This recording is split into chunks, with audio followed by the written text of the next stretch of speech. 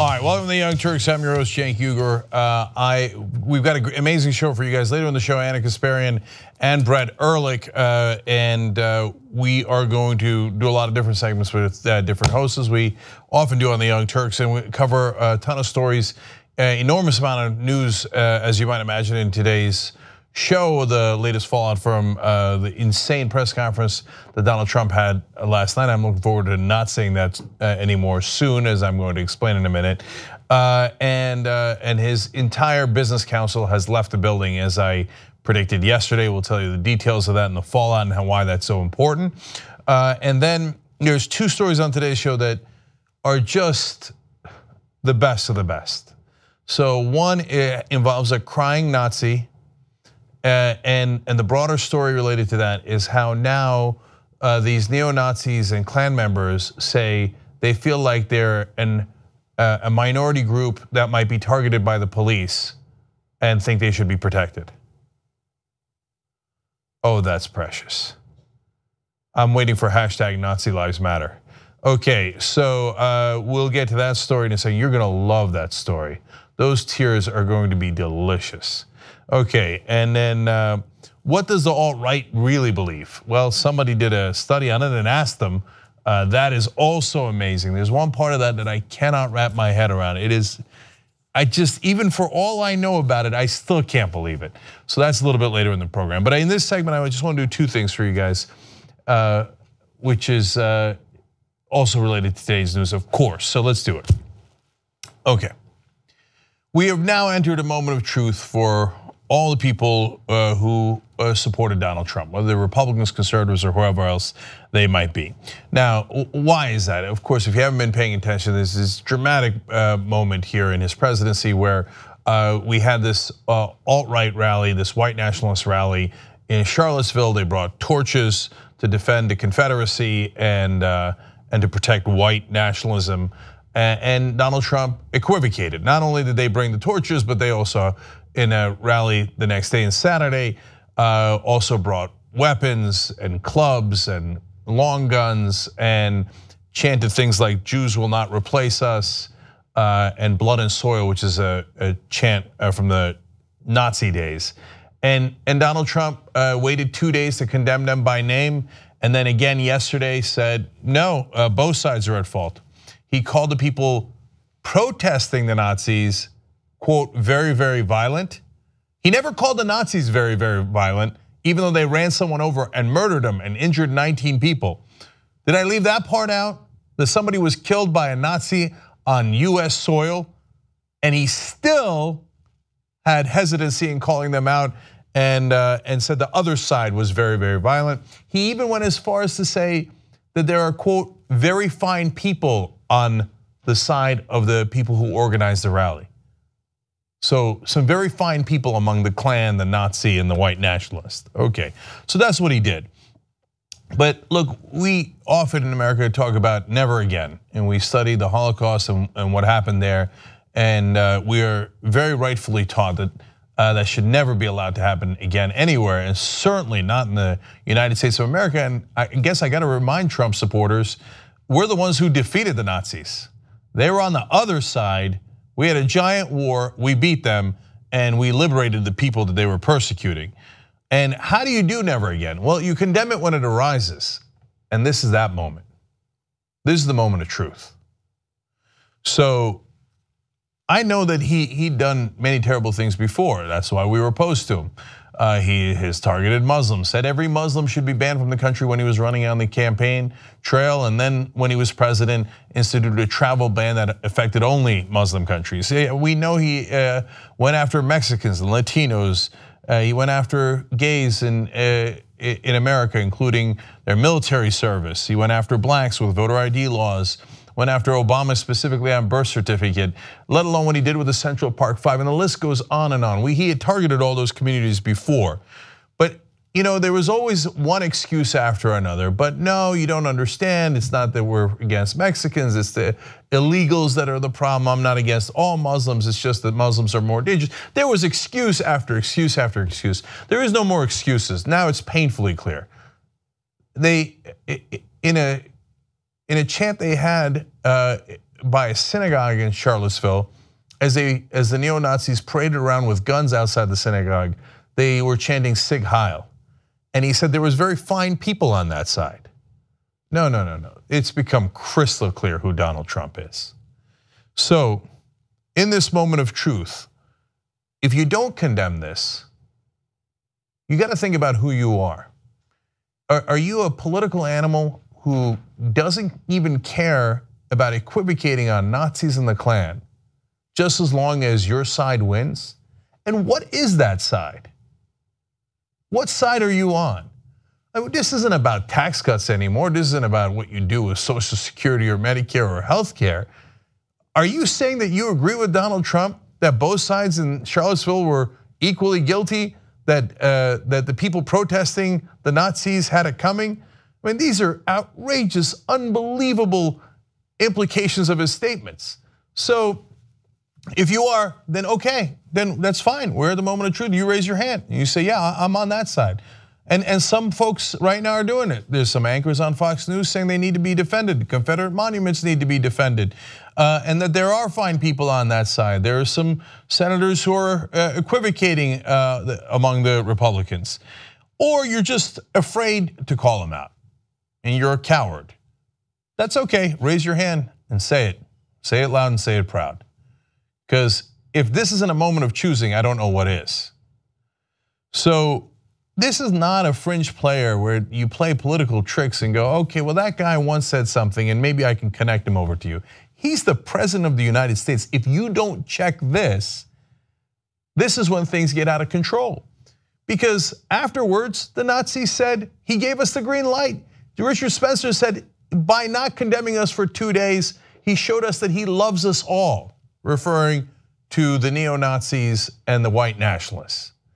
He said anybody knows that by pretending to condemn us 2 days later, which he then basically withdrew the next day anyway, he said anybody who isn't stupid got the message. He's on our side. Are you on that side? This is your moment to decide. Look, it's not that hard. And now credit to a lot of Republicans who have done the right thing. Whether it's Mitch McConnell, Paul Ryan, all of the Bush family, Mitt Romney. It said, look here's Mitt Romney, here's a quote. He said, no, not the same. One side is racist, bigoted, Nazi. The other opposes racism and bigotry. Morally different universes. See, that's crystal clear. So I still disagree with Mitt Romney on 100 other things. But this is not a hard decision to make. This is a very, very low bar. So if you're not condemning what President Trump said at this point, I think that you will be forever tainted. And not, look, if you're a right winger, you consider me progressive and you don't particularly care for what I say. It's not about me, it's about history. It's about how you'll be judged. And look, if you think that's fine and you're ready for that, no problem at all. But I think that history will look back and on you and go, boy, in that moment, you still stood by Trump and you backed his statements that there are very fine people on the neo-Nazi side. Wow. So that's your call to make. I can't make that for you.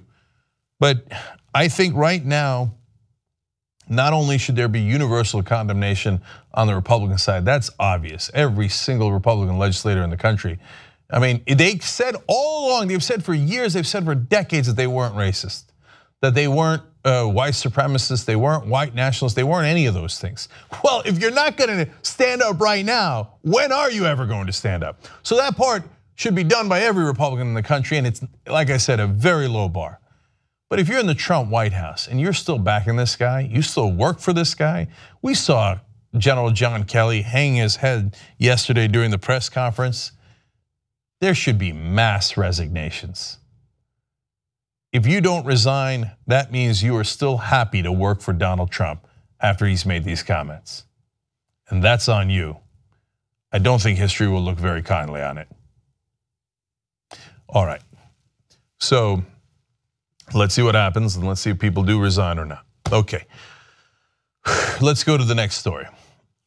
Okay, I want to make this official. I was one of the first to say that Donald Trump would win the Republican primaries. I said it 6 months before the primary voting began on June of 2015, well before others could get themselves to believe it. So I tell you that because I don't let my personal opinions of Donald Trump affect my sense of whether he's going to win or lose. I thought he would win the Republican primary, and then later, as you guys saw, I thought there was a good chance that he could win the presidency. And when I warned that about that on ABC's This Week, the rest of the panel laughed, understandably so, given where the polls were at the time. But we talked about those warnings. So now, as I was one of the first to say that his reign would begin, I'm now ready to be among the first to say that his reign will end. Definitely. He's done. You could write it down in stone. He will not finish his first term. There's no way in the world he finishes 4 years. He's not capable of it. The country's sick of it. The people in power are sick of it. And yes, that is important. And I'm going to tell you exactly why he's going to be leaving. Now, as to how quickly that'll happen, so that is a much harder guess. Like I said, definitely not the whole 4 years. It could be as quickly as a week. It could be as long as 18 months. I would be surprised. Wow, I would be very surprised if he made it all the way to 18 months. From this day forward, my best guess is within 6 months. But like I said, it could be so much faster that you're going to be shocked by it because we're at the bottom of the barrel. So let me explain. So now you guys know what he did recently. He said there was very fine people on the neo-Nazi side in Charlottesville. He blamed both sides for what happened. I just can't get past it. I mean, there's so many horrific moments from that rally, including an avowed Nazi running over 20 people, 19 injured, and Heather Heyer killed. A Nazi killing somebody on US ground should be easy enough to condemn, and he couldn't bring himself to do it for 2 days. You guys know all of that, right? But after that, and then the part that really sticks out for me from a story from today is that synagogue in Charlottesville, as they have armed Nazis parading in front of them. They couldn't get cops to show up, and they were scared. They were huddled together, and they thought. Alan Zimmerman from the Temple was quoted as saying, "I can't believe this is 2017 in America." They had to take the Torah and the Holocaust scroll out of the building to make sure that it didn't get damaged. America in 2017, and he was equivocating on that. It's beyond gross. It's not who we are. Okay, so but beyond that, then one person, the CEO of Merck, leaves his manufacturing council, and he lashes out at him. What an unbelievably unintelligent move to make. Then you're burning your allies now. And what message does it send to the others? Well, it sent a very bad message. So then the CEO of Intel left, and the CEO of Under Armour left, and then he yelled at them. And then you know what happened today? The whole council is gone. They disbanded the manufacturing council and another economic council because, as I suggested on the show yesterday, yes, in fact, business leaders did meet behind the scenes. They had a call led by Steven Schwartzman, who's actually one of Donald Trump's top allies, and they decided that they would all leave en masse. They would shut down the council. Yesterday on the show, I told you, I made that sound. That's the sound of power leaving the building. He's almost got no allies left. Look at what he's done. He's attacked Mitch McConnell, the Senate Majority Leader. He's attacked Paul Ryan, the Speaker of the House. He's attacked John McCain. He's attacked Susan Collins. He's attacked all of his allies. Well, who's going to defend you? And then his own loyalists, Scaramucci, Gahn, Christie, didn't get the position he wanted. Giuliani didn't. Newt Gingrich did. People who were loyal to him never got the things that he promised them. And then the people who were already there, the Sean Spicers and the Reince Priebuses, and he goes after even Jeff Sessions in public, trying to get rid of his own attorney general. He's got no allies left. The businessmen who wanted those tax cuts he promised them, they've left the building. Who does he have left? And now he's attacking Manafort. Manafort was his campaign chairman, and his house, Manafort's house, was raided by the federal government to get evidence. Then Trump goes to the National Enquirer and attacks Manafort. Very clear, brazen. This is the kind of leaks that Trump does consistently to the National Enquirer. And the only reason you attack Manafort is if he's already turned evidence against you. So there is that angle that is also imminent as the special counsel continues to investigating. And the part that people underestimate, though, is his inability to mount a comeback. Because you think, well, he's the president. Presidents go up, presidents go down. Politicians go up and down, and their polls they fluctuate. No. He has misunderstood his mandate. First of all, his mandate was not to be the leader of the white nationalists.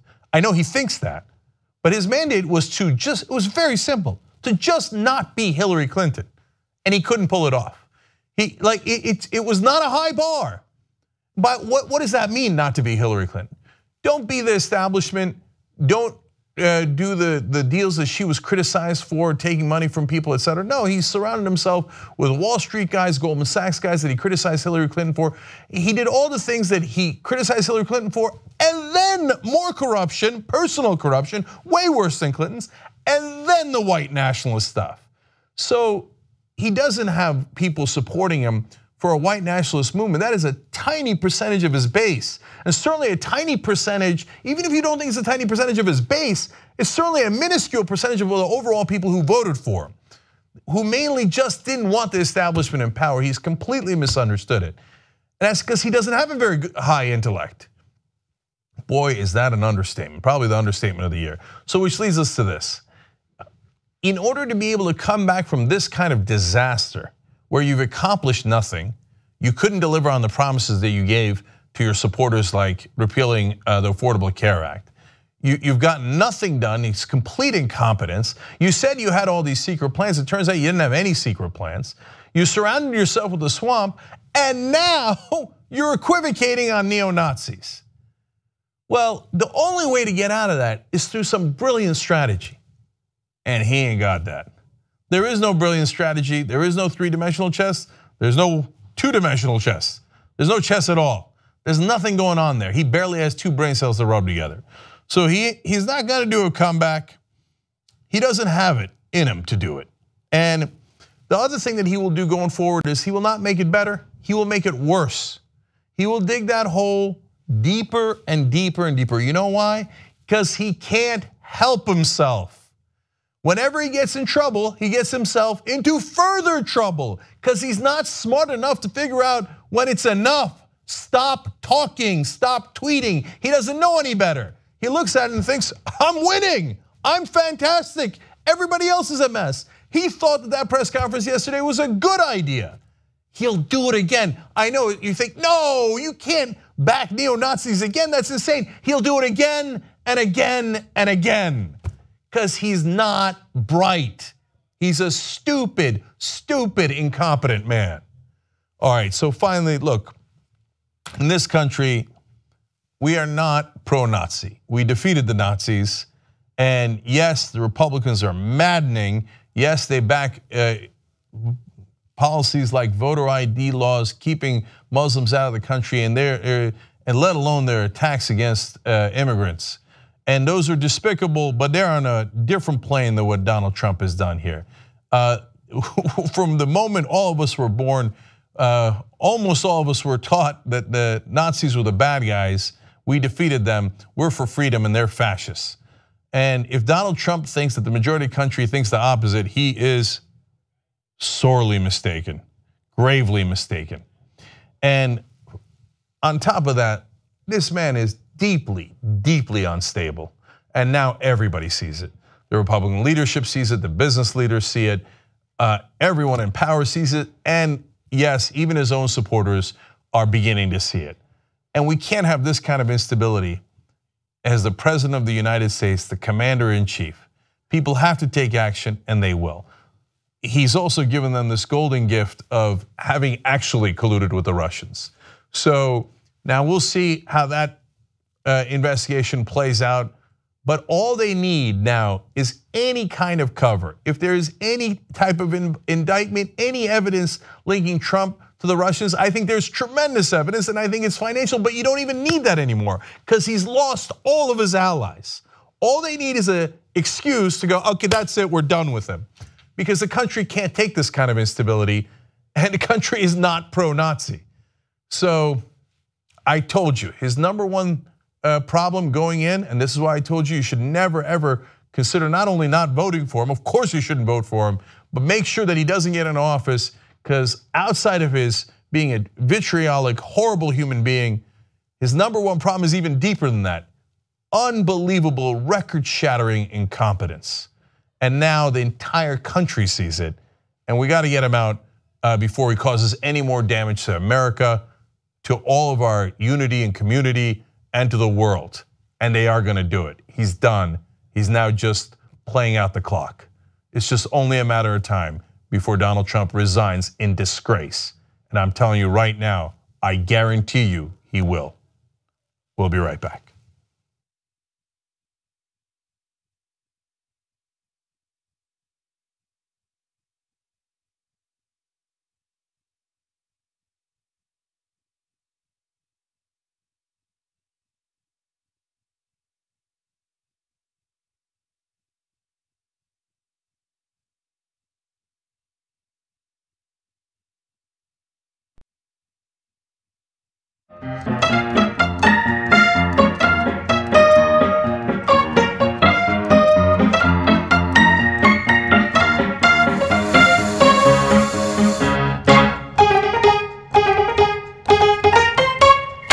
I have decided that I'm going to get ripped.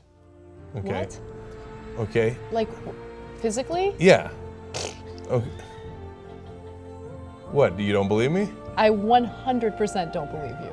I will get so ripped, here's my prediction, that someone at TYT will say, Cenk, you've got to stop working out.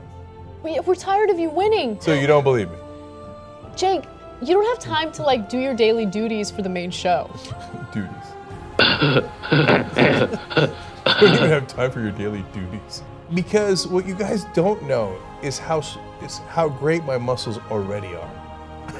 It's absolutely possible, but you can't have Leah run to the food truck to get you like 2 different types of grilled cheeses with like tater tots for lunch. Like you can't have that anymore. Let's see what happens. You also have to go to the gym regularly. Let's see what happens. All I'm saying is, let's see what happens. Have I ever been wrong about a prediction? Almost never.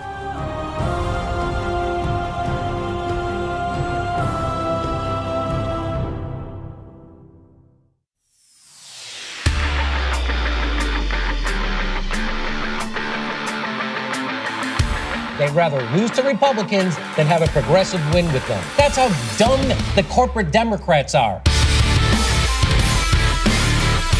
It's the Democrats who lull you to sleep, and at the end of the day, they're the ones who push the right-wing agenda. Most of the people are either unemployed, underemployed, or fucked. This is why you lost to Trump, you fucking moron! What the fuck is wrong with you? Whoever wrote that, I'm sure they were typing with one hand and going like this with you. The Democrats are dead. The way you feel right now, that's how a chump feels.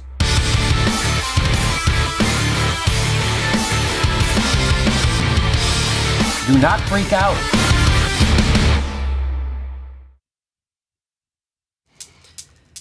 Doc, I'm telling you, the talking, this therapy, none of this is working for me. Grace, I want to try something new with you today. Really? Yeah, bear with me. What do you see? Blood. Okay. More blood. Okay, good. What about this one? Buckets of blood on the floor. Okay. The Zodiac Code. A disembodied head. John Wilkes Booth. Okay. John Wayne Gacy. A dead body. A dead body. Your dead body.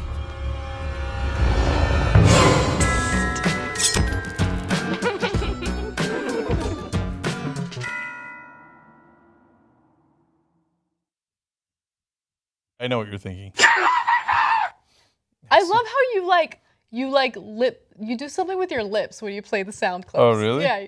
Look at his lip. Anna is a woman. No, you're closing your mouth. Usually I'll be like, and I'm like, is he like lip syncing it? I don't know. I never noticed it until you said it. It's a funny habit.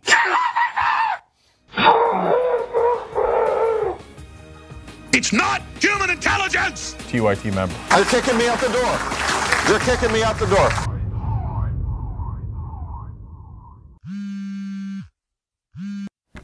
Hey, Cenk, what's up? Aaron, I'm reading some of the comments on a YouTube video I did. What's a cuck? Go.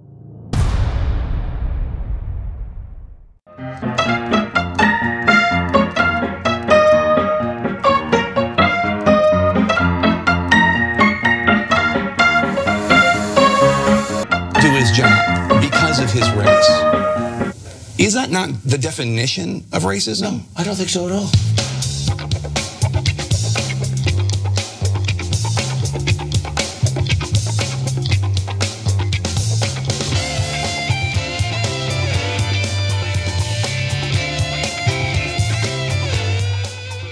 All right, back on the Young Turks. Anna and Cenk with you guys. Eric Rooney says prediction: Trump will leave the presidency with no major legislation passed in Congress.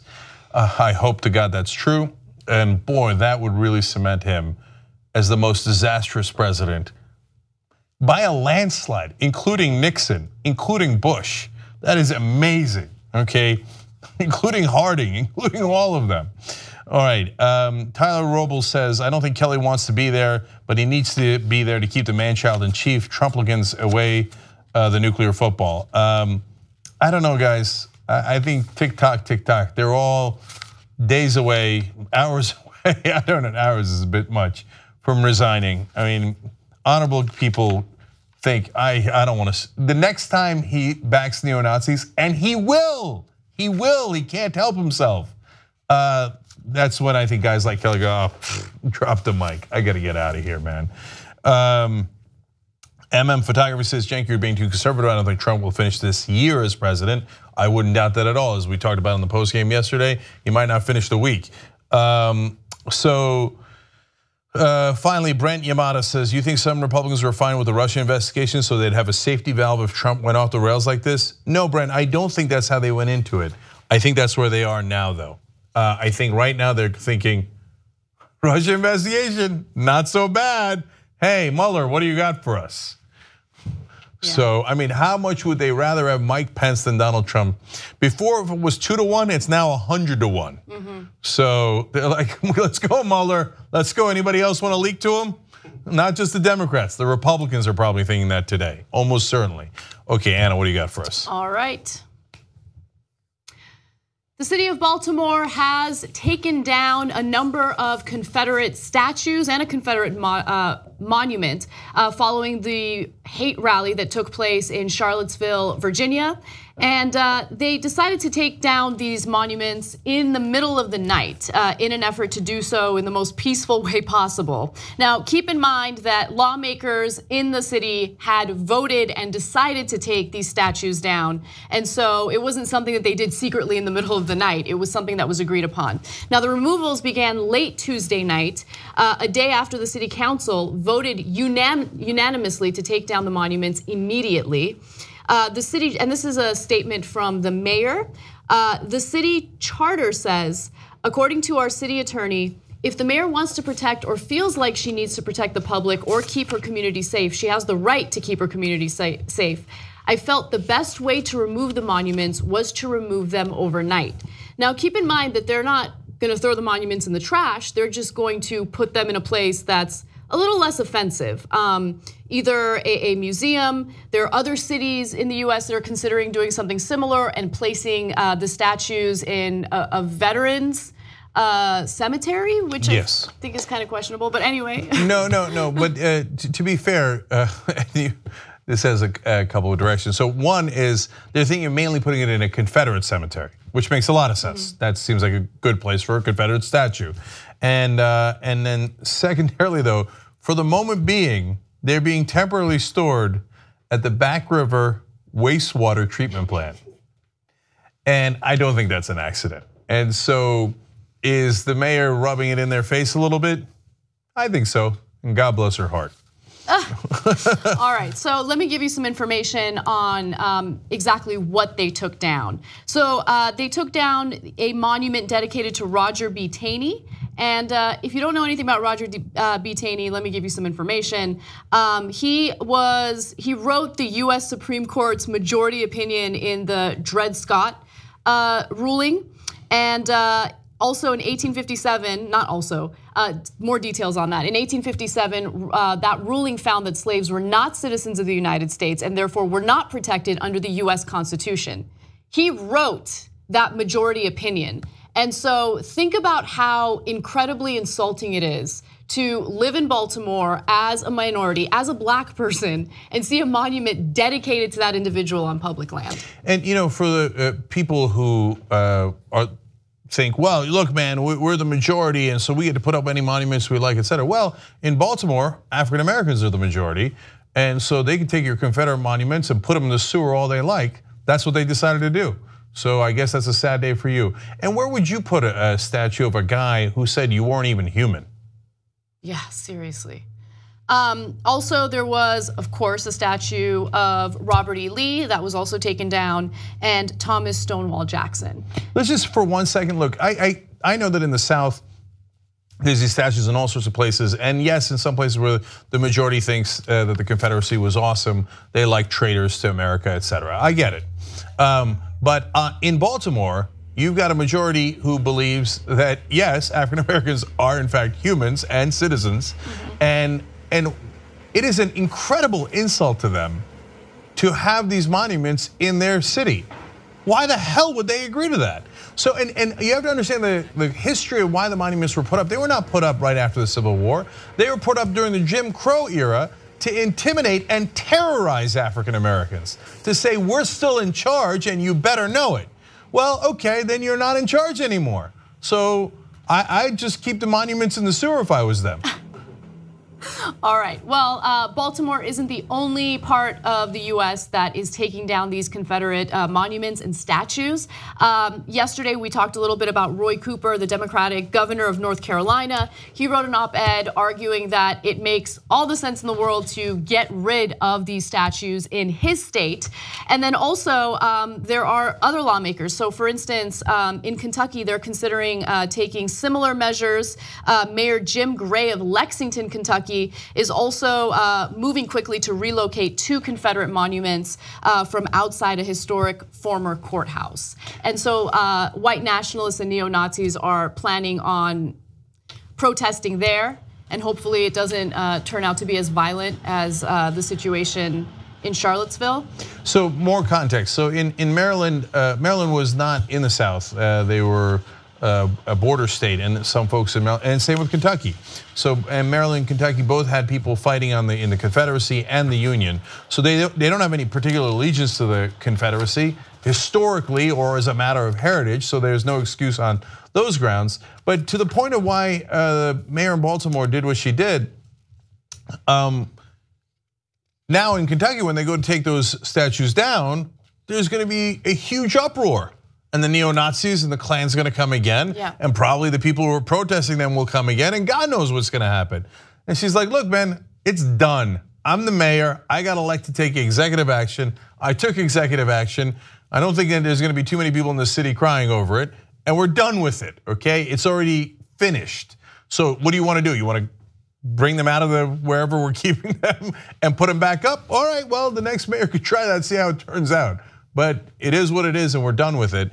And so, look, I think that we do have to go through a process, as I said yesterday, in the case of where they brought down the monument in North Carolina, and I don't want people taking the law into their own hands. But in this case, it is the mayor. That's her job, okay?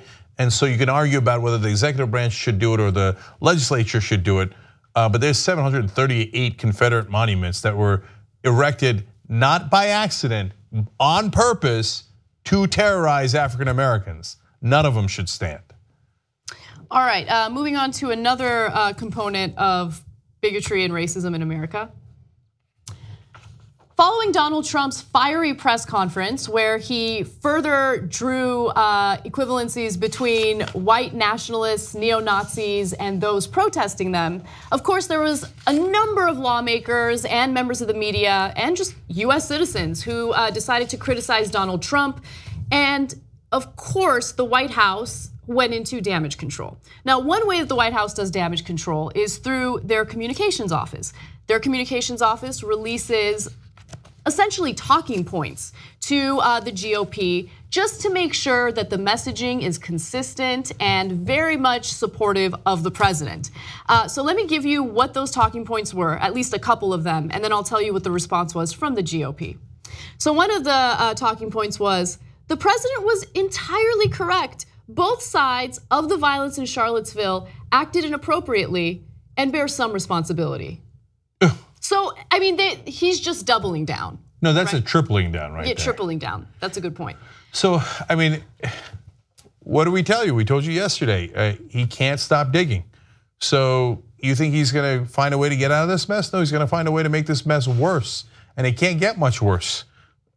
Well, I mean, don't underestimate him. Okay, but for him to now put out marching orders for the rest of the Republicans, you are to continue to praise me and say that I am, quote, entirely correct, and it is very Trumpian, and to say, yes, both sides did it. He called people protesting bigotry and fascism, quote, very, very violent. Right. And he said that some of those white nationalists and neo-Nazis protesting in favor of keeping those Confederate monuments up, some of them are very fine people.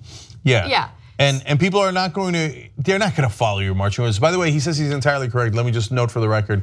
He said, well, they came charging in. The alt-left did, a made-up term, although some establishment Democrats like that term too.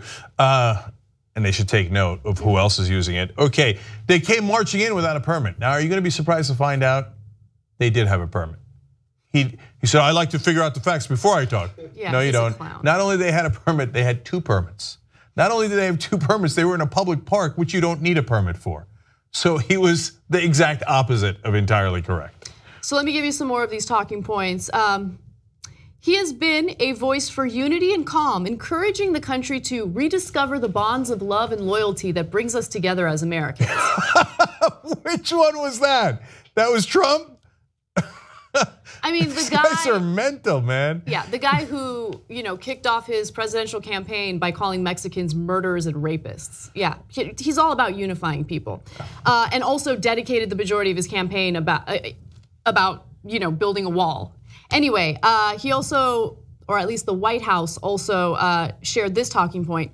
From cop killing and violence at political rallies to shooting at congressmen at a practice baseball game, extremists on the left have engaged in terrible acts of violence. So let's pause there. Nazi member, he's a vowed Nazi, runs over 20 people and kills Heather Heyer on American ground. And this guy says, talking points for tomorrow is, remember, blame the violence on the left. Yeah, that's right. This is the guy who's entirely correct. I mean, think about how disgusting that is. Instead of saying, hey, it's a low bar to clear. Let's say the Nazi who murdered someone was wrong. He says, no, don't talk about that. That's not in the talking points. There's no talking point about how, hey, the Nazis are wrong. No, instead, let's divert everyone's attention and attack the left who was there to protest him, who got murdered. So this entire week, the theme that keeps playing over and over again in my mind is the fact that those on the left keep trying to play fair, right? And so I'll give you an example. When Kathy Griffin released that photo of a decapitated Trump-like head that was bloodied and everything, we criticized her, right? A lot of people on the left criticized her because it was violent imagery that didn't add anything substantive or beneficial to a very important conversation that we need to have in the country. And now, even though obviously I still think that that was a really bad move on her part, I feel like a clown for trying to play fair. Why am I trying to play fair? I mean, Trump made a big deal about, oh, can you believe what she's doing? It's so terrible. Oh, it's disgusting. And then you turn around and you make excuses for neo-Nazis and white nationalists after a 31-year-old woman was murdered by one of them. I mean, he has no shame. Again, we're the ones bringing a knife to a shootout. That's what's happening. Yeah, well, I don't want to bring a knife. I don't want to bring a gun. I just want to bring ideas. And maybe that's naive, that's fine, okay? And look, I have faith in America that we are not pro-Nazi, that eventually the government, the authorities, the FBI, the Justice Department are going to do the right thing. And so far, the Justice Department, even led by Jeff Sessions, has done the right thing.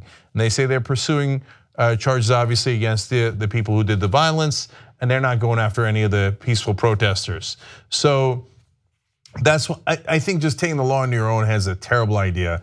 I believe in the moral high ground, and look, if the government flipped, that would be a different situation. And I know he's the president of the United States and he's trying to get them to flip. But so far, the government is holding, and they're not, if they start, but look, I get what you're saying, Anna. There are very, very ominous signs. The story we did yesterday, where the Trump administration, including the Justice Department, asked for the names and addresses and phone numbers and credit card numbers and bank accounts to the 1.3 million people who'd signed up to protest Donald Trump. They wanted to get that from the internet.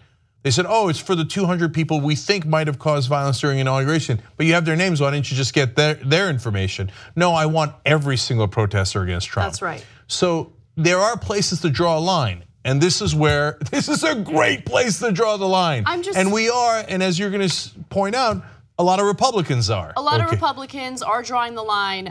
They did not really care much about this memo urging them to agree with the president and basically know their role. So let me give you their response. I want to start off with Representative Steve Scalise, who is in physical therapy right now after being shot. The talking points touched on him, right? And so, well, how does Scalise feel about all this? Well, he released a statement saying, I was clear about this bigotry and violence. Graphic 13. I was clear about this bigotry and violence over the weekend, and I'll repeat it today. We must defeat white supremacy and all forms of hatred. Now, Scalise in the past had gone and spoken to groups that were connected to white nationalists, and I'm being kind to him by leaving it at that. But at least he knows, for God's sake, when the whole press is watching, you don't say, maybe white supremacists are very fine people. No, you say you don't condone bigotry and hatred after they just committed a murder. So credit to Steve Scalise doing the right thing at a very important moment. Paul Ryan also did the right thing, although he wasn't one of the lawmakers who called Trump out by name. There were members of the GOP who did that. Paul Ryan said, we must be clear, white supremacy is repulsive. The bigotry is counter to all this country stands for. There can be no moral ambiguity. Also, we have David Perdue saying that the KKK, neo-Nazi, and white supremacist groups spew bigotry and racism. These groups and their ideals are the antithesis of American patriotism. John McCain had similar things to say and actually did call out the president. There's no moral equivalency between racists and Americans standing up to defy hate and bigotry. The president of the United States should say so. Barbara Comstock, similar sentiments. Mr. President, they were not very fine people on the neo-Nazi white supremacist side, only haters. Grateful the Department of Justice understands this. These are all Republicans. Yes. But so, my favorite two are Mitch McConnell and Mitt Romney. All right, so let's go to them. By the way, that's the only time I've ever said that sentence in my life. Let's go to graphic 22. Mitch McConnell says the following: we all have a responsibility to stand against hate and violence wherever it raises its evil head. He also says the white supremacist, KKK, and neo-Nazi groups who brought hatred and violence to Charlottesville are now planning a rally in Lexington, Kentucky. Their messages of hate and bigotry are not welcome in Kentucky and should not be welcome anywhere in America. And finally, Mitt Romney says no, not the same. Obviously touching on Trump's attempt to draw an equivalency between the right and the left. One side is racist, bigoted, Nazi. The other opposes racism and bigotry, morally different universes. So that defense of the counter-protesters by Mitt Romney was the best of the lot, and it was really comforting to see.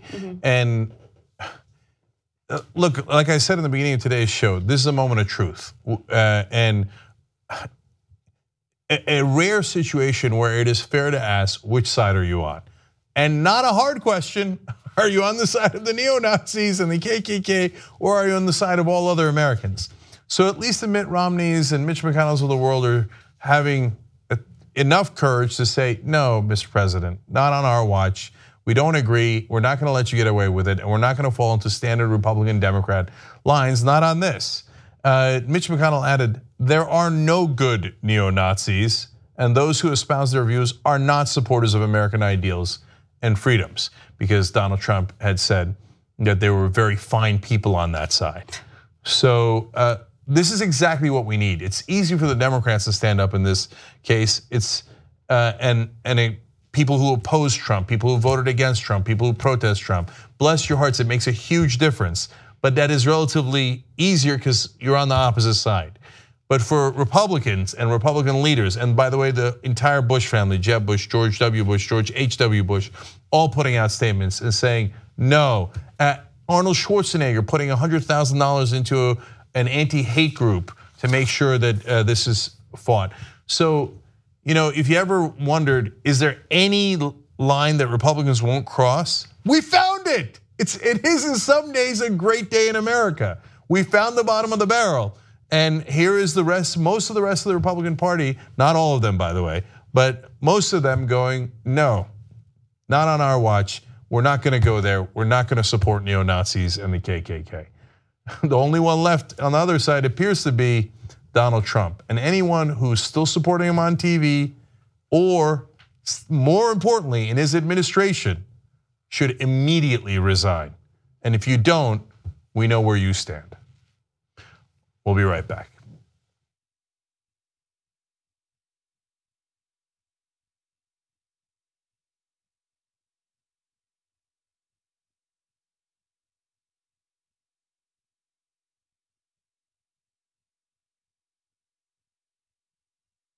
I have decided that I'm going to get ripped. Okay. What? Okay. Like physically? Yeah. Okay. What, you don't believe me? I 100% don't believe you. I will get so ripped, here's my prediction, that someone at TYT will say, Cenk, you've got to stop working out. We're tired of you winning. So you don't believe me? Cenk, you don't have time to do your daily duties for the main show. Duties. You don't even have time for your daily duties. Because what you guys don't know is how great my muscles already are. It's absolutely possible, but you can't have Leah run to the food truck to get you 2 different types of grilled cheeses with tater tots for lunch. You can't have that anymore. Let's see what happens. You also have to go to the gym regularly. Let's see what happens. All I'm saying is, let's see what happens. Have I ever been wrong about a prediction? Almost ever.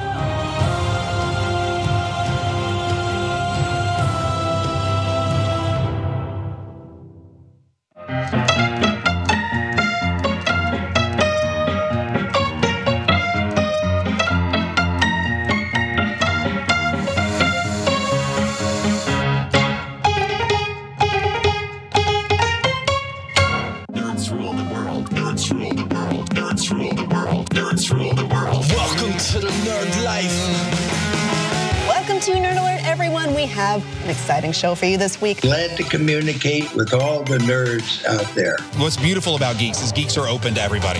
That's the thing. It's so you got your thing, I got my thing. It's and if you're not, then you're a bad geek. Why did you choose Battlestar Galactica? Because it's awesome? No kidding. The floor is not lava. Yoshi!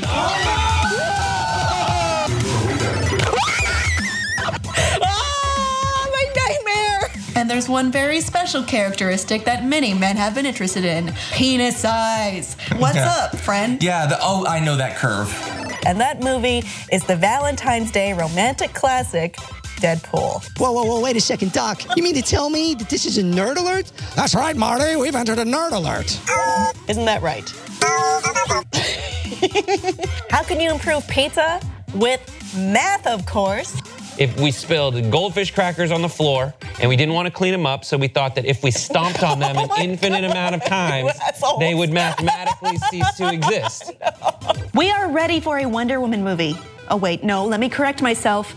We were ready for a Wonder Woman movie years ago. I'm Joss Whedon, and you're watching Nerd Alert.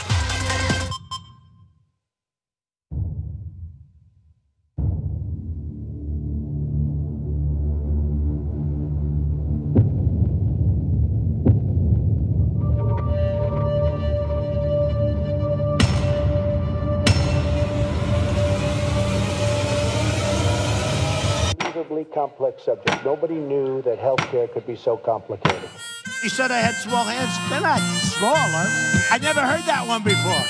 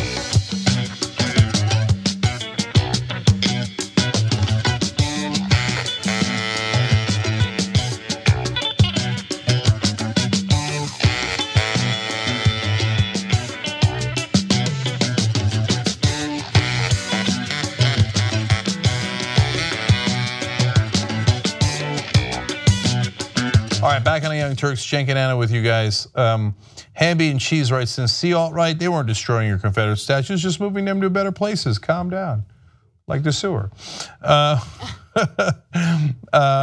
He did say that, by the way, I did. Public Enemy Meme writes it. We did have Public Enemy in here yesterday. All these statements from the Republicans are nice, but it's time to impeach. Do something, GOP.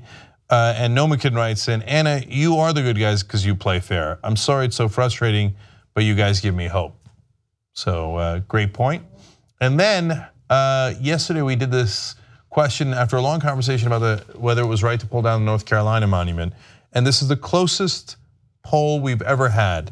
50.0% to 50.0%. Should they have pulled down the Confederate monument in California, in Northern California?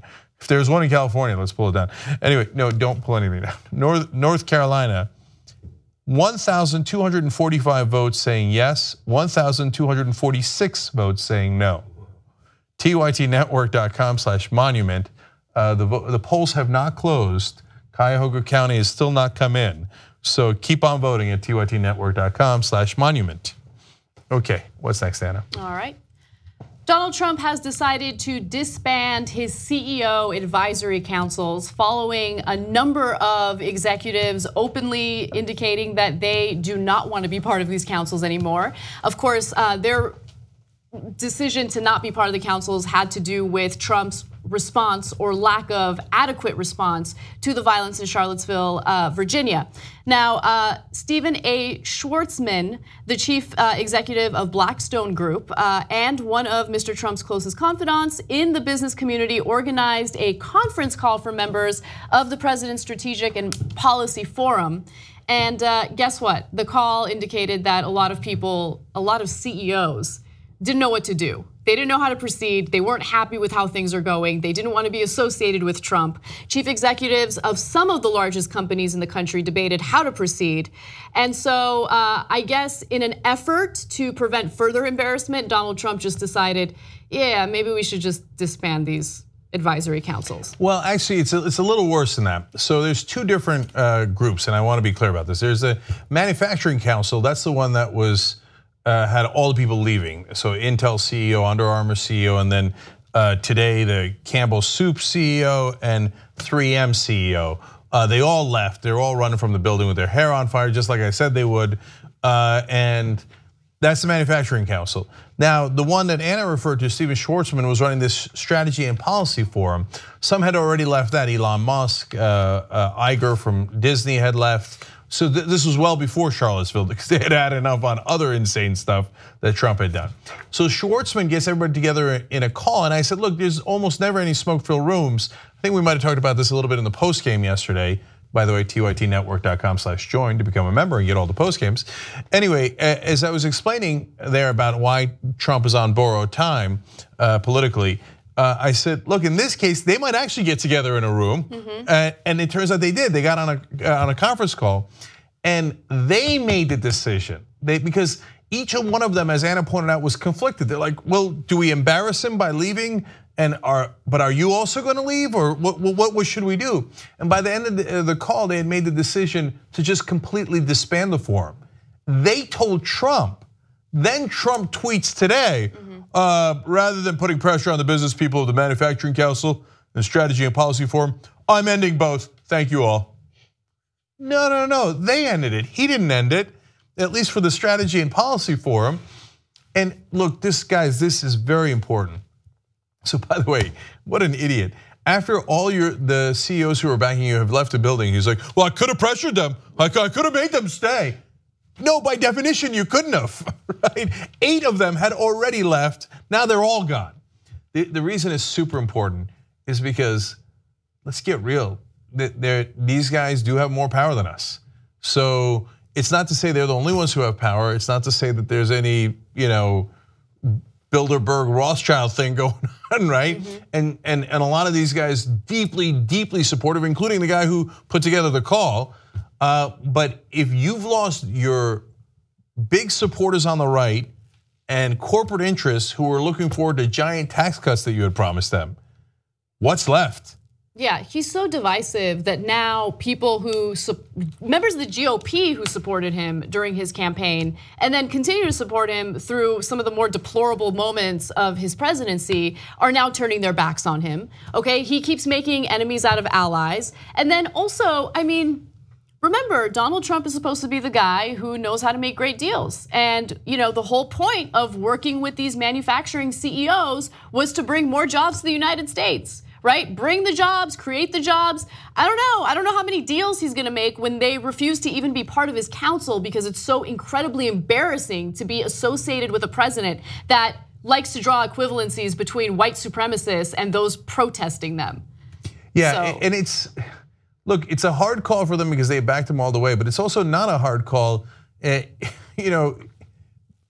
a guy who creates a moral equivalency between Nazis and people protesting Nazis, especially right after a Nazi killed one of them, not that hard a call. So last thing about this that's very important is, look, in the school of keeping it real about politics, donors drive a lot of what happens in politics, and we talked about that all the time on the show.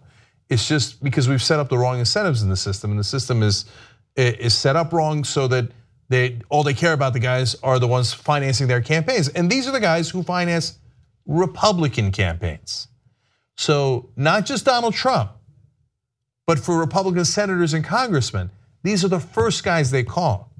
So when these guys give them a call and go, if Trump's in trouble, you don't have his back anymore. Don't worry about it, throw him under a bus. Sooner or later, Donald Trump's gonna find himself on the underside of a bus.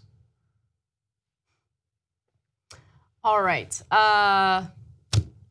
I'm gonna skip ahead, okay? Skipping the next story, moving on to neo-Nazis crying. We'll get to this later. A self-proclaimed neo-Nazi was interviewed for a Vice documentary on the situation in Charlottesville, Virginia. And Christopher Cantwell, the neo-Nazi that I'm talking about, was very open and honest about who he is, what his identity is, and how much he favors using violence as a means to get his political agenda achieved. Take a look at the Vice, a little snippet of the Vice documentary, and then I'm gonna give you an update on how Cantwell really is. Take a look. We're here obeying the law. We're doing everything that we're supposed to do, trying to express opinions. And the criminals are over there getting their way. And that is a foundational problem with our society. And whatever you think of my opinions, that's going to be something that puts you in danger. Yeah, and that is because this city is run by Jewish communists and criminal niggers. That's exactly what it is. So you're the true nonviolent protesters. I'm not even saying we're nonviolent. I'm saying that we didn't aggress. We did not initiate force against anybody. We're not nonviolent. We'll fucking kill these people if we have to. Okay, so it's a great documentary about Vice. We'll have the link down below in the description box for you guys. But I just want to reiterate these quotes, graphic 39 and 40, because you're about to watch a slightly different version of Christopher Cantwell now that his ass is on the line, okay? He said, of course we're capable. I'm carrying a pistol. I go to the gym all the time. I'm trying to make myself more capable of violence. That was in a different part of the documentary. And then what you just saw, he said, we're not nonviolent. We'll fucking kill these people if we have to. Well, they definitely prove that. Now, all of a sudden, he was informed that there is a warrant out for his arrest. Now, that hasn't been confirmed. I'm not sure who told him that or where they got that information, but he is under the impression that there is a warrant out for his arrest. And so he posts a video in regard to that warrant on social media, and it is wonderful. Let's take a look at the first one. I contacted the local police. I called the Charlottesville Police Department, and I asked them, I said, I have been told that there's a warrant out for my arrest. And they said that they wouldn't confirm it, but that I could find this out if I, excuse me, that I could find this out if I wanted to go to a local magistrate or something like that. But with everything that's happening, I don't think it's wise for me to be, going anywhere. There's a state of emergency. The National Guard is here. So I don't think it's a good idea for me to go there, frankly. And I don't know what to do. I've emailed Stephen Tenney of the Keene Police Department. I'm sorry. I have emailed Stephen Tenney of the Keene Police Department. He's one of the cops who came there. He's one of the cops who saved my ass when I had to pull my gun in Keene. And I emailed him and I said, I don't know what to do. I need guidance. I want to be peaceful. I want to be law-abiding, okay? That was the whole entire point of this. And I'm watching CNN talk about this as violent white nationalist protests. We have done everything in our power to keep this peaceful, I know we talk a lot of shit on the internet, right? But like literally, Jason Kessler applied for a permit like months ago for this, okay? When they yanked our permit, we went to the ACLU and we went to court and we won. And they just won't stop, We have done everything in our power. We have used every peaceful and lawful means by which to redress our grievances. And our enemies just will not stop. What options do we have left? If somebody would like to inform me of that, then I will be grateful to you. I really will.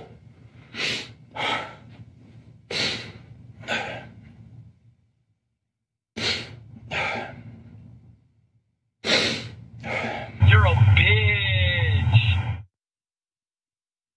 That was as delicious a video as I've ever seen. And the juxtaposition of those two videos is perfect. We'll come, man, we'll go. We're gonna be violent. We're peaceful, law-abiding citizens.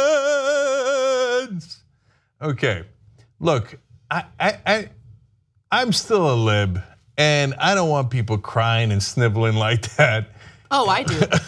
Okay. I absolutely 150% would love to see more of those types of videos. You know why? Because they terrorize, we talk a lot of shit on the internet. No, you guys terrorize people on the internet, okay? So you guys dox people that you disagree with. You threaten them with violence. You threaten women with rape. You threaten men with, we're gonna show up and gun you down. This is the kind of stuff that they do on the internet on a regular basis.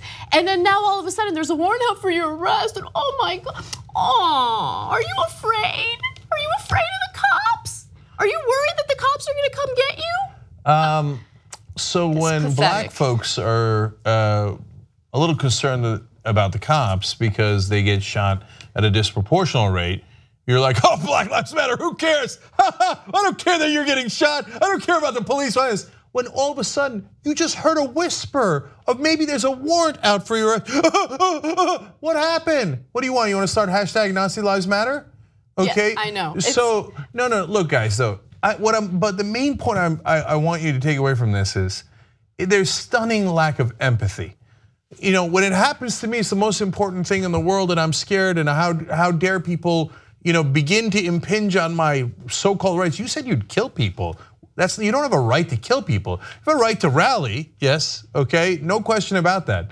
And that's why the ACLU supported you, and that's why the government let you rally. So they love being victims. And boy, that sniveling right there, that was the sound of the most special snowflake melting. Let's go to video 7 because I did appreciate that sniffling.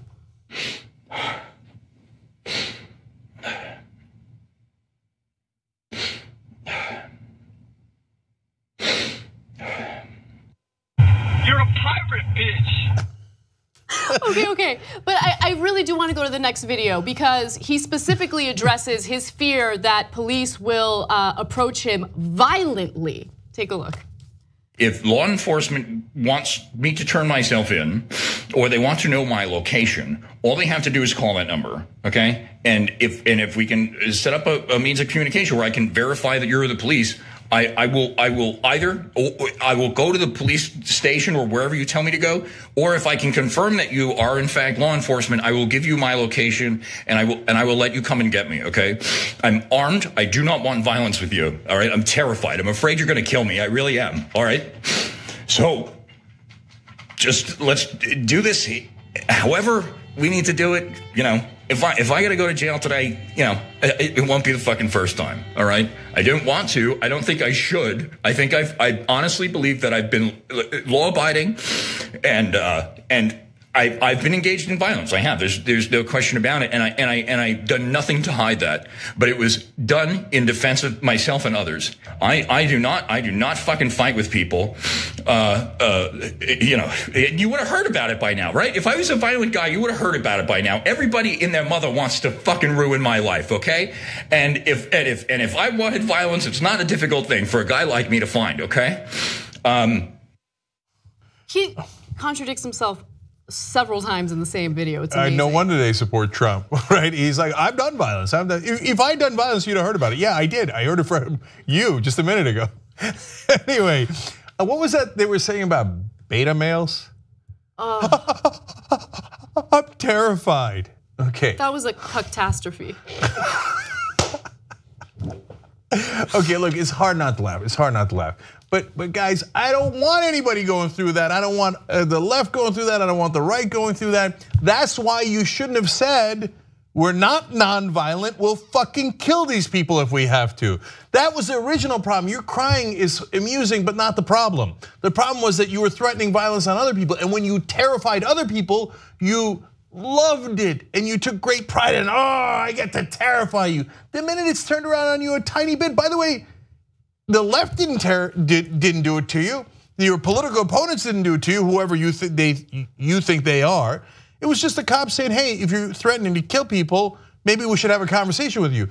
Then that little thing triggered you to, I am terrified. Okay, then maybe you should have a tiny bit of empathy for other people. But right. Of course, that's their #1 problem. And one final thing, look, he's terrified that the cops will approach him in a violent manner. He mentioned that in the video. Really? So you agree with Black Lives Matter? You know, the people that are protesting the number of innocent, unarmed black people who have been shot and killed by cops? Do you agree with their message finally, or are you unable to empathize with what they go through? So yeah, for him to say, I am armed, yeah, and he has on tape threatened to kill people.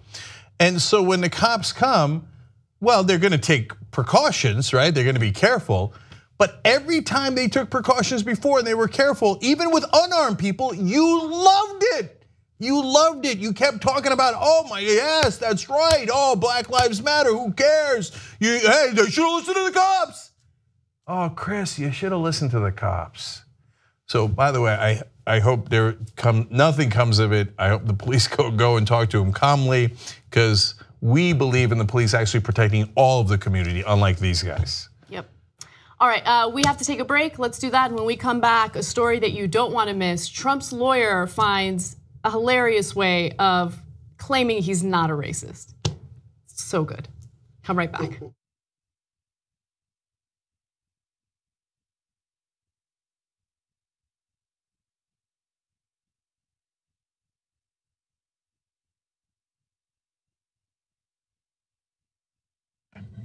Sure, they took down 4 statues in New Orleans, Louisiana, but from Baltimore, Maryland to Texarkana, from sea to shining sea, no matter where you are, there's still a shit ton of odes to the stars and bars, cause there's a shit ton of racist monuments in America. Look over your shoulder, it's a Confederate soldier. A shit ton of racist monuments in America. Another rebel statue is always looking back at you. There's 9 high schools named for Robert E. Lee, the first Klan heads in Nashville, Tennessee. And there he is again. Oh, good Lord save us. And this whole damn county's named for Jefferson Davis. Cause there's a whole lot of racist monuments in America. For every Union station, there's an anti-Union station. There's a ton of racist monuments in America. The fabric of this nation was weaved on a plantation.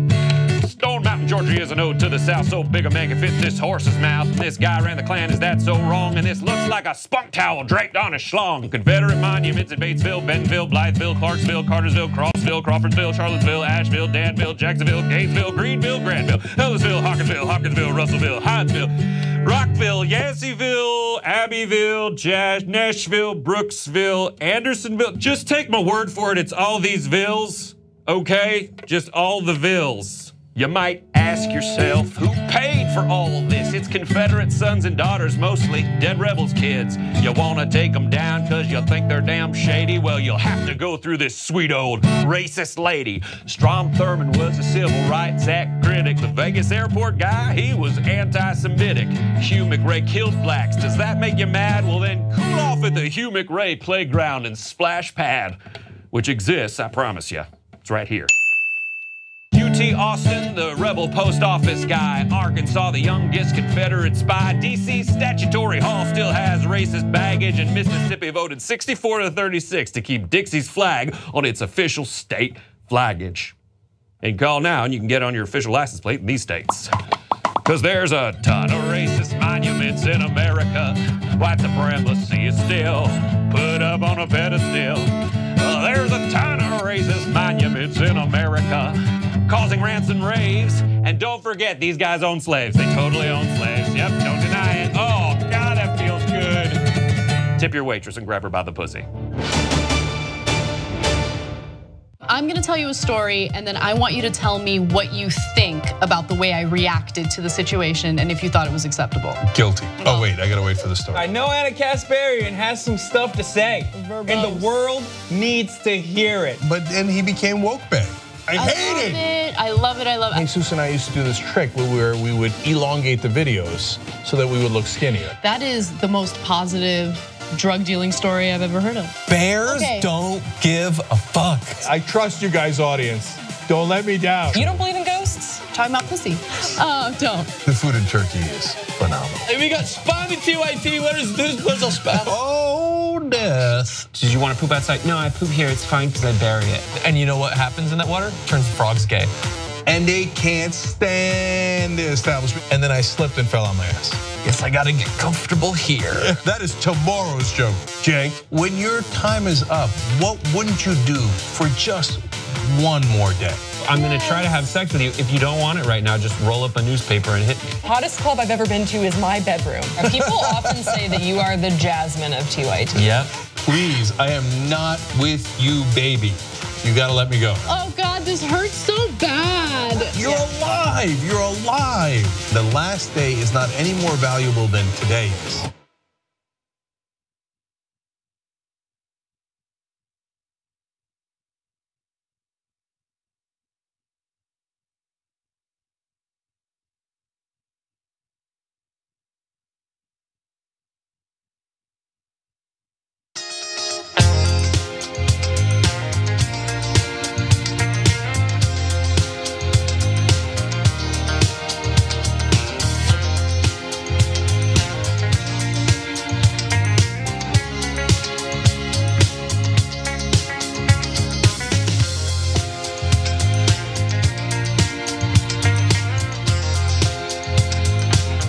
All right, back on the Young Turks. Jeremy Viner writes in, I'm a pretty sympathetic dude. If someone cries and gets upset, I'm usually right there with them. I can't stop laughing this time. Eric says he's afraid the cops are going to kill him. He knows he's white, right? Yeah, by the way, if you want, and I know people get really touchy about this phrase, but this is what white privilege is, okay? White privilege is being able to show up to a rally, boastful about how heavily armed you are, and not worry about cops shooting you point blank, right? If he was, okay, put aside blacks for a second. If he was Muslim and he showed up at a rally and said, oh, I'll kill people and I have a gun. You think they just like let him walk around willy-nilly? then the cops will get you something to be afraid of. He just has no idea how lucky he is in that sense. Anyway, AJ Beamish says, know why the alt-right supports Trump? They all whine at the same frequency. And by the way, he put out his phone number in that video. He's such a dumbass.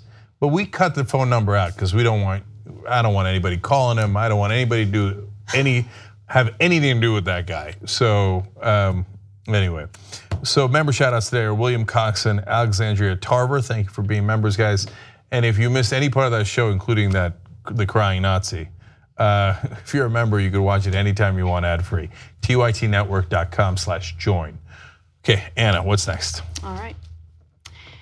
Usually when it comes to Americans who air their grievances about police, it's people in minority groups, Black Lives Matter, for instance. However, interestingly enough, all of a sudden, white nationalists and neo-Nazis who took part in the hate rally in Charlottesville, Virginia, are saying, we really don't like the way cops treated us. We're surprised that cops acted this way. And so now there are all sorts of complaints about how the cops didn't do enough to protect them, to look out for them, to defend them. Let me give you a couple examples. Richard Spencer was one of those people who criticized the way cops behaved during the hate rally. He says, I have never felt like the government or police were against me. There has never been a situation in my life when I felt this way, So, but Richard, that's exactly what white privilege is. That's what we're trying to explain to you. And I've said this 1,000 times on the show. White privilege doesn't mean that if you're born a white kid in Nebraska, you're rich and famous. Of course not, nobody thinks that, right? It's just that you have a privilege you don't even realize you have, which is that some people just have it worse than you. So there are assumptions made about African Americans, and that's borne out by the statistics.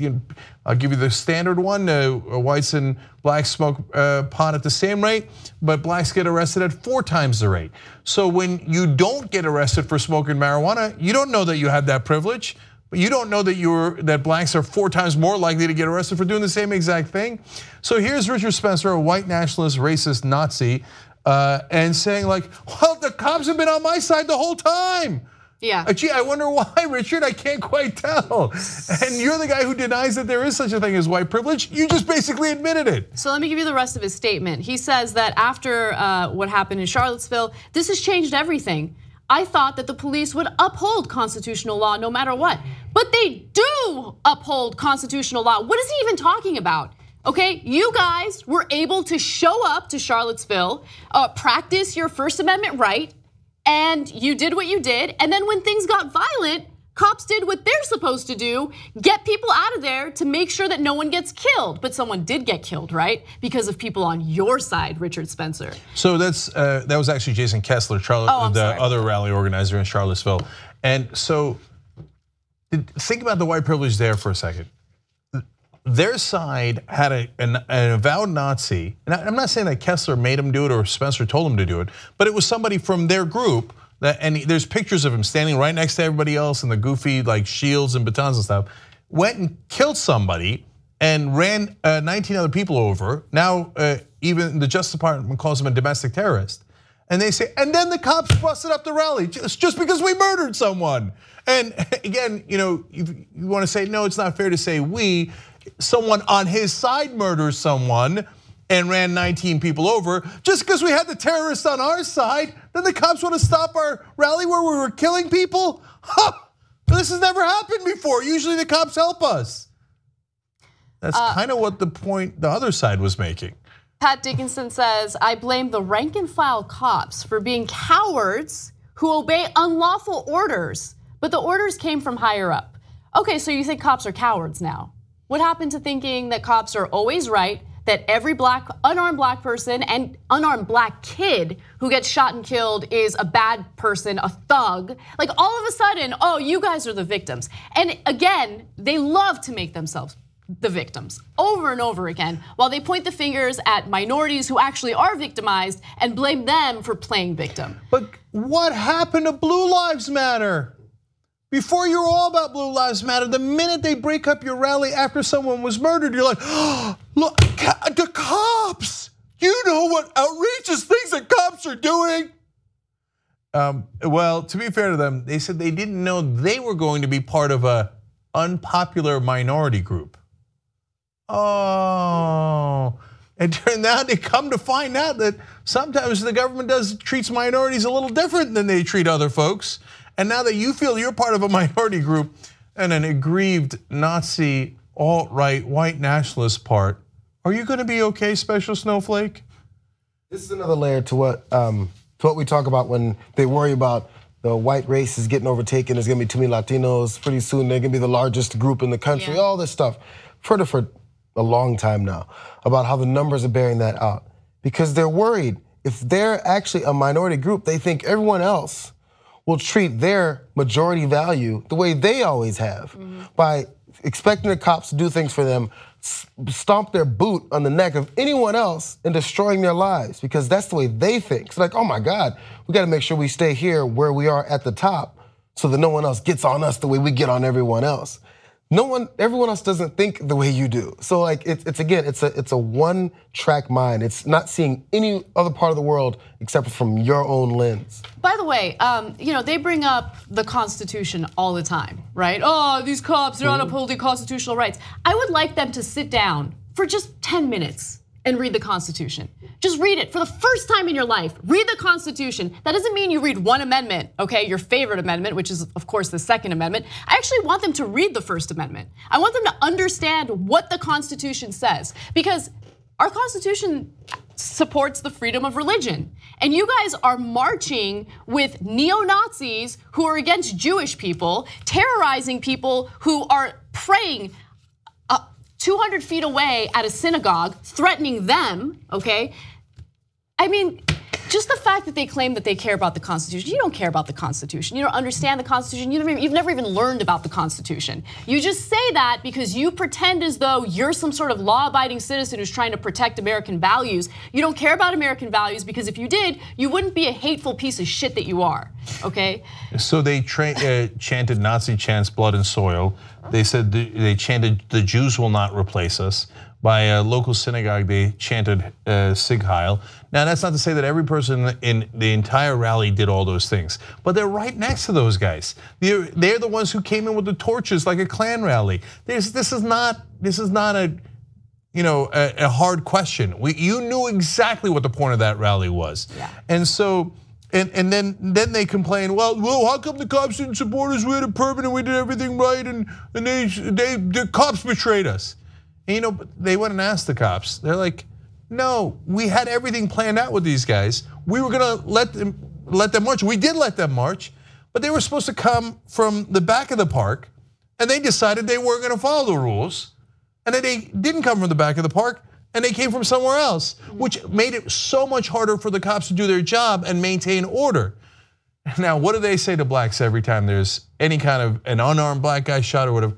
Why didn't you just listen to the cops? Just follow their orders and you wouldn't have had any problems. Here, it's unequivocal. The police say we gave them very clear directions. We worked it out ahead of time, and they did not listen to those directions.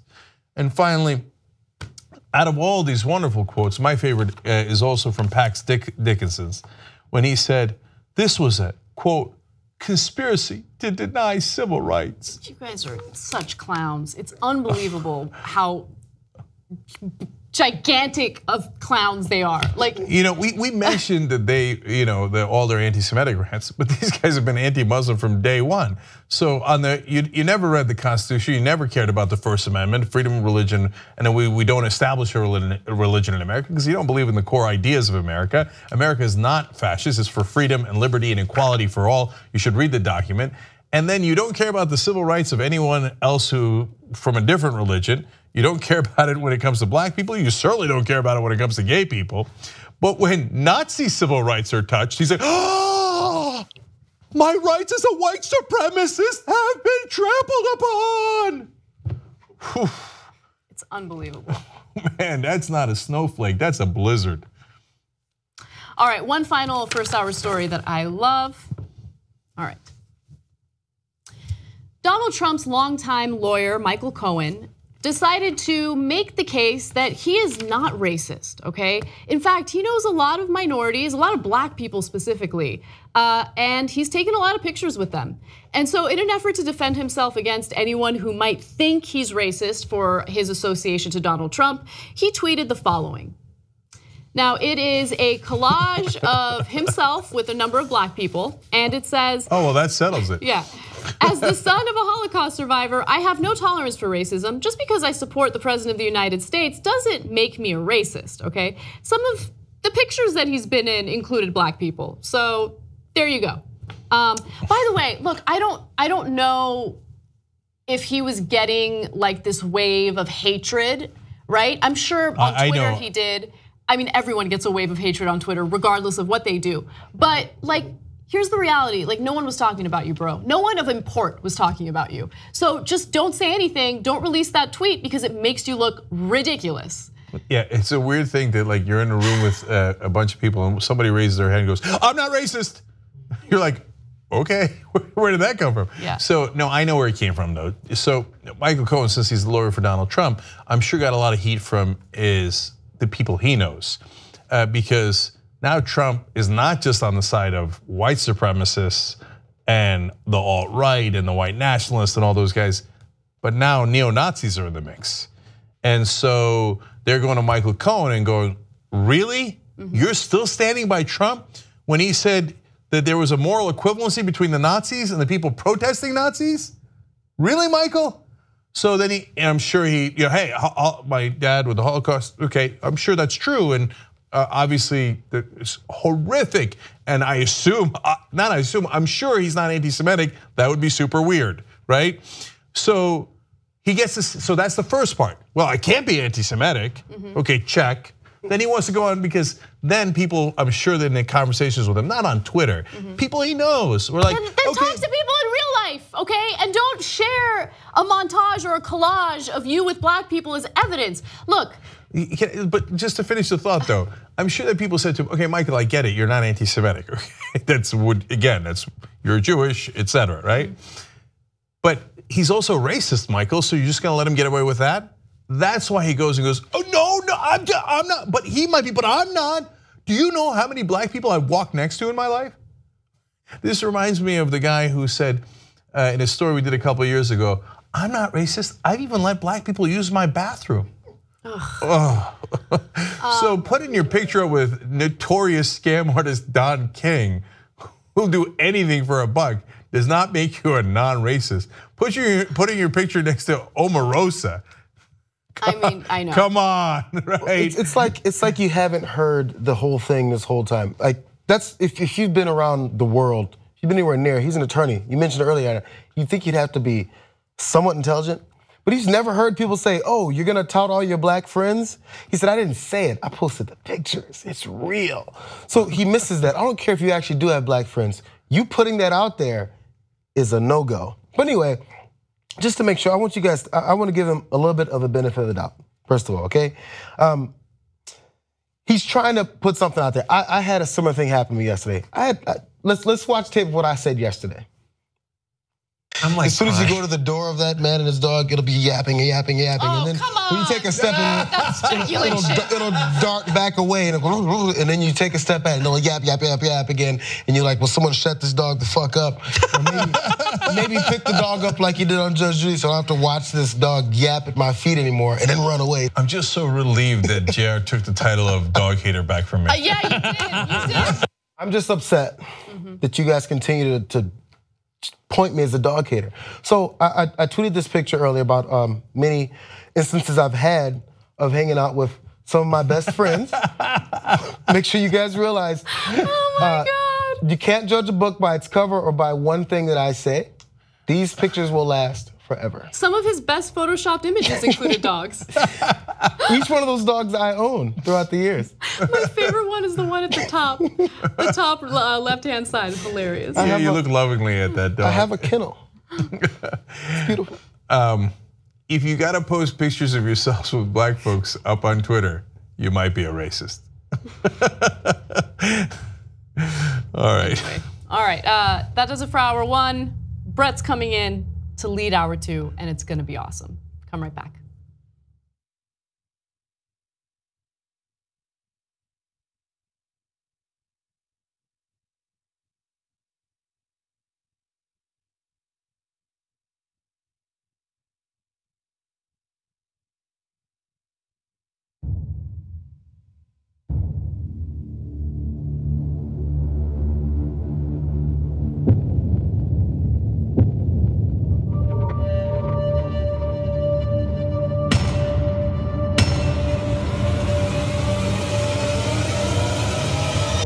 He's a war hero. 5.5 years. He's a war hero because he was captured.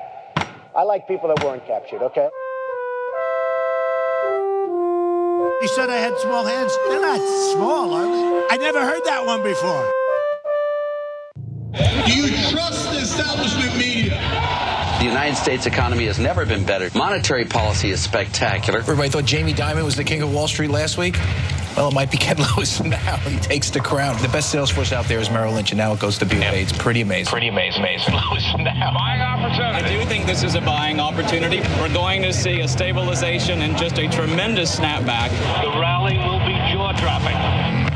The Occupy Wall Street movement is not a spontaneous protest against economic inequality. This is what we mean by the establishment press. It is a well-thought-out campaign. A well-thought-out campaign to bring down the infrastructure of this country. The embarrassment is that I'm given credibility in this world because of the disappointment that the public has in what the news media does. I'm the former chairman of the Veterans Committee, and I learned a little bit about the cost of war. What the president is trying to do, and I agree with him, is to do everything that we can without going to war. So what do you say to your critics? I'm talking about Democratic critics who say, you know what, he's really just a socialist pacifist. I very rarely read in any coverage of Bernie that he's a socialist. Bernie Sanders is a socialist, for God's sake. Most analysts are saying that Hillary Clinton's going to win in a landslide.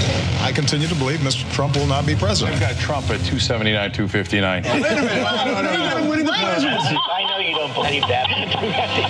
Sorry,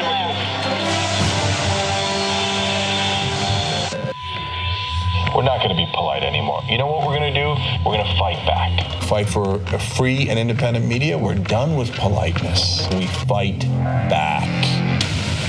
We are going to put together the best investigative reporting team in the country. You like Jordan Chariton in the field, challenging Democrats? He's the one that took down Donald Brazil. Thank God for that. You know, give me 10 Jordan Charitons. Look at the damage I could do. TYT will give you the 4 horsemen. And we will let them gallop. Help unleash real journalism in the country.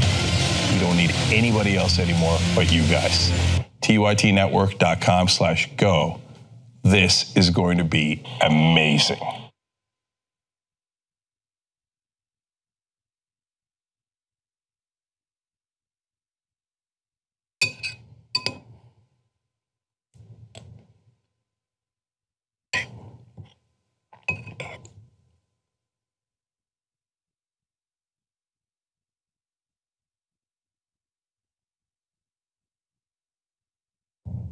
Can we eat in here?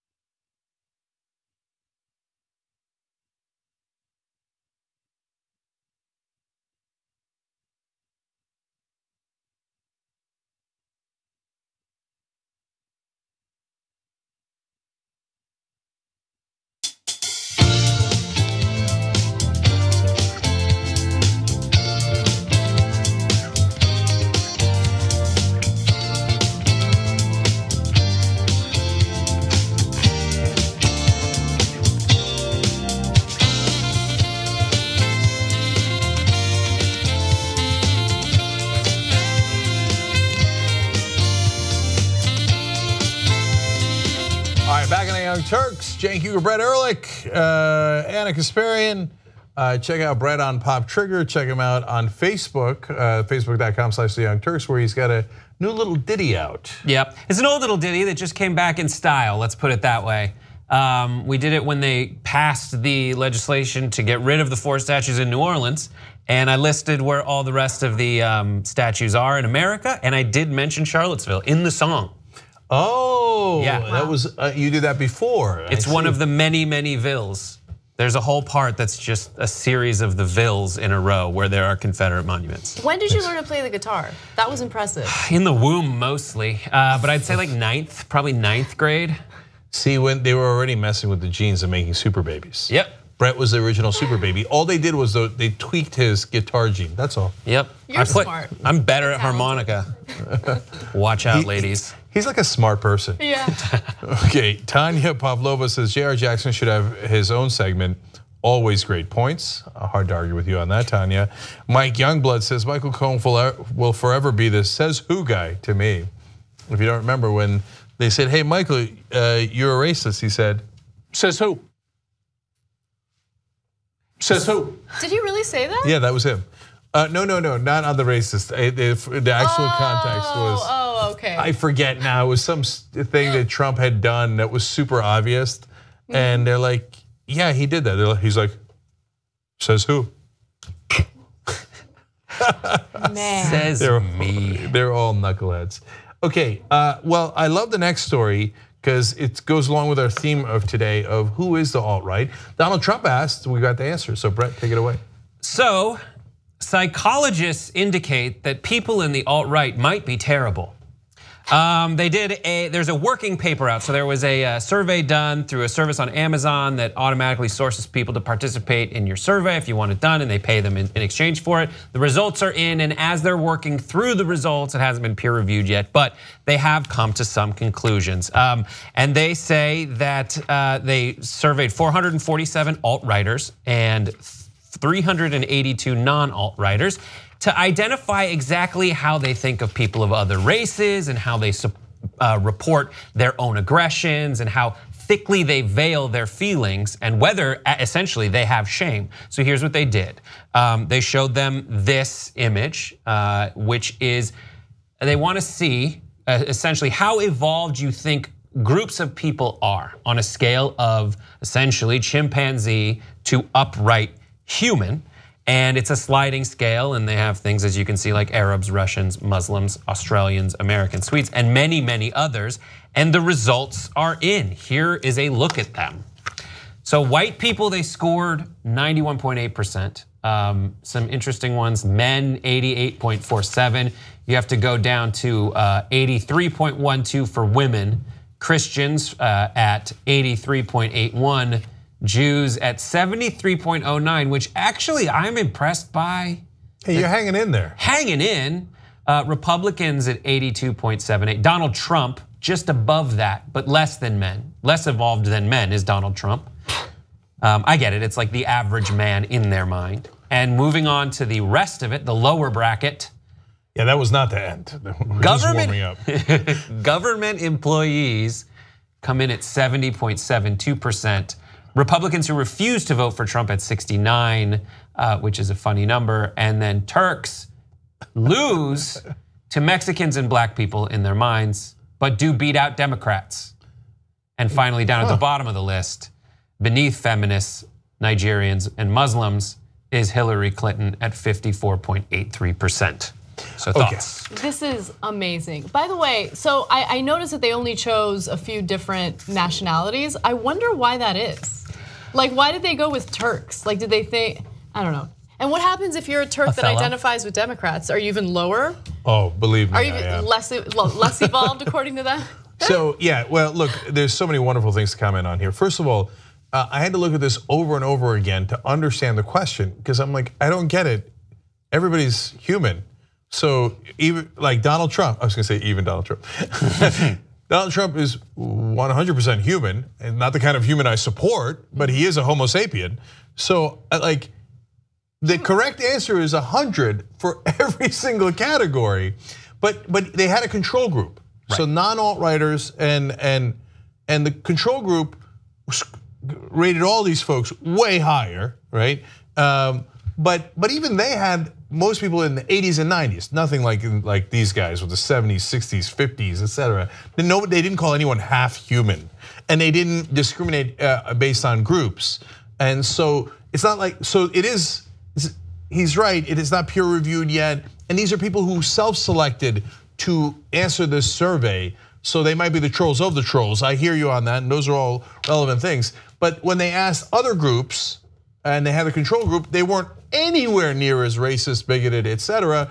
And in fact, not at all. But even they were like, I mean, some people are 89% human. Like, no, we're all 100% human. Anyway, but my favorite part is how the different groups ranked. So, they are anti-Semitic. Jews ranked in the middle and like 15 points behind, 10 points behind Christians, almost 20 points, 18, 19 points behind white people. How embarrassing is it gonna be to get replaced by someone who's 15 points less evolved than you? You know what I mean? I'm glad you brought that up. Oh, that because sucks. That's what really stood out to me the most. Because, a thing that keeps being repeated by members of the alt-right is that, not all, some are not anti-Semitic, some just really hate other minorities, right? But the ones that do hate Jews. To be fair to them. Yeah. Always say like, they've taken over this industry and that industry, and there's this conspiracy where they've taken over the world. Like, you hear those ridiculous conspiracy theories regularly. Okay, so you think they're less evolved than you, and yet they still manage to take over everything. It's almost as if these racist anti-Semites are not good at applying logic. Because one of the chants in the Charlottesville rally was, the Jews will replace us. Like that the Jews are trying. Will not replace us. Will that not is their replace defiant scream against. Yeah, the Jews will not replace us. Well, apparently you're concerned that they're going to replace you. How could they possibly replace you if they're less human than you? I know. I don't know. It's our Jew magic, maybe. Yeah, it's our magic. But on the upside for the Jews, you beat out government employees. It's like that's what and some portion of Republicans. You beat out Republicans who voted. Who refused to vote for Trump. So there are people that are lower, even if they're white, etc. And then you get into the poor Nigerians. Right. I mean, to give you a sense of how racist, why Nigerians? Okay, like there's no reason why Nigerians should score this low. They're even lower than Turks. They're lower than Arabs. Okay, they're slightly above Muslims. Gee, I wonder why the Nigerians scored so poorly. I can't quite tell for these alt-right.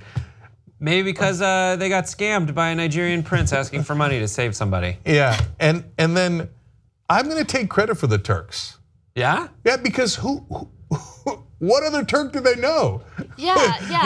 The Turk thing is interesting. Well, in Othello is a Turk, and Iago's white, and Iago is representative of Santiago, who cast the Moors out of Spain. Yeah, no, I'm sure they read Othello. So I'm sure they probably that took the turban Turk and smote him the circumcised. I don't remember exactly what quote they're invoking, but for sure that's what they're doing. I don't think that they were like, Turkaloo when he was on the Kings. Yeah. I couldn't stand him. And I'm pretty sure they're not like Dr. Oz with those health scams. We fought the Turks. Now I forget the whole Othello thing. Do they even know that Turks are Muslim? That's what I like about it, because about this survey. It's because there's just like we're throwing words at you, and now you get to identify which part of whom they hate the most. So you have people with various attributes, and they say, you know what? It's not the Muslim thing's the worst of it. The Turks, I don't know about them, but they sound bad. So I don't like them generally, but some of them I'm sure okay. But I know I don't like Muslims. I know I don't like or whatever the bottom ones are, feminists, and I know I don't like Hillary Clinton. No, I'm being slightly serious. These are guys, alt-right guys, who answered an online survey. I think, and I'm sorry to all the Turks out there, because there's some portion of them, if they're online, undoubtedly watched the show and probably left hate comments, right? I wouldn't be surprised, yeah. So I would like to take credit for single-handedly driving down the Turks score. Yeah, and there are other takeaways from this survey, which I've kind of pulled from the articles about it and put together. So here's what they found generally. This is graphic 4. The alt-right survey finds that alt-righters support groups that benefit white people. No surprise there. They're more willing to express their prejudice. So they, the average person, they say, would, when it comes to expressing prejudice, feel some kind of shame and not say it outright and kind of hide their whatever they feel. The alt-right is not willing to do that as much, and they're willing to report their own aggressive behavior that's similar. They're willing to self-report that. They're more authoritarian and Machiavellian, so maybe there's some kind of reason why they're expressing themselves in a certain way.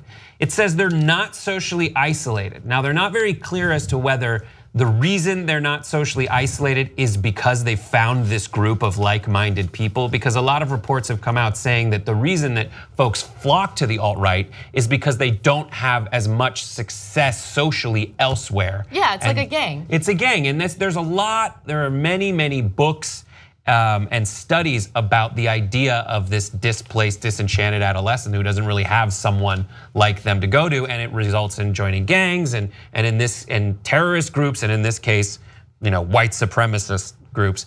And then the last one, if we go back to that same graphic, is that they're not motivated by economic anxiety. I find that so shocking and hard to believe. I actually don't believe that part of the survey because they just asked them.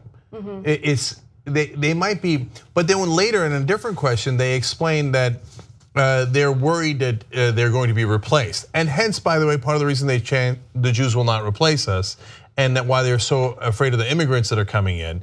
So I think that they have that economic anxiety, which they turn into this racial prejudice, but don't self-identify as economic anxiety. It might also, you see what I'm saying? Yeah, I definitely see what you're saying. And it might also be that they support Trump. So the question was, do you think the economy is going to improve? And because of that, they say yes, yes, yes. And that's what a lot of this is about. Maybe they don't necessarily believe that all these people are less evolved, but rhetorically, they want you to know that they hate these people, and this is their outlet for reporting that kind of hatred. And so they will say, actually, on a scale of chimpanzee to upright human, I'll put them like pre-Bronze Age. Yeah, and the people who did this survey, they say this was their level of racial animus was a standard deviation above the control group, which is enormous. And when they asked them, do you agree with this statement? I think there are good reasons to have organizations that look out for the interests of whites. They were 1.5 standard deviations above the control group, meaning just through the roof. And they literally said, we've never seen numbers like this, where one group diverges from the rest of the country in any category with this level of difference.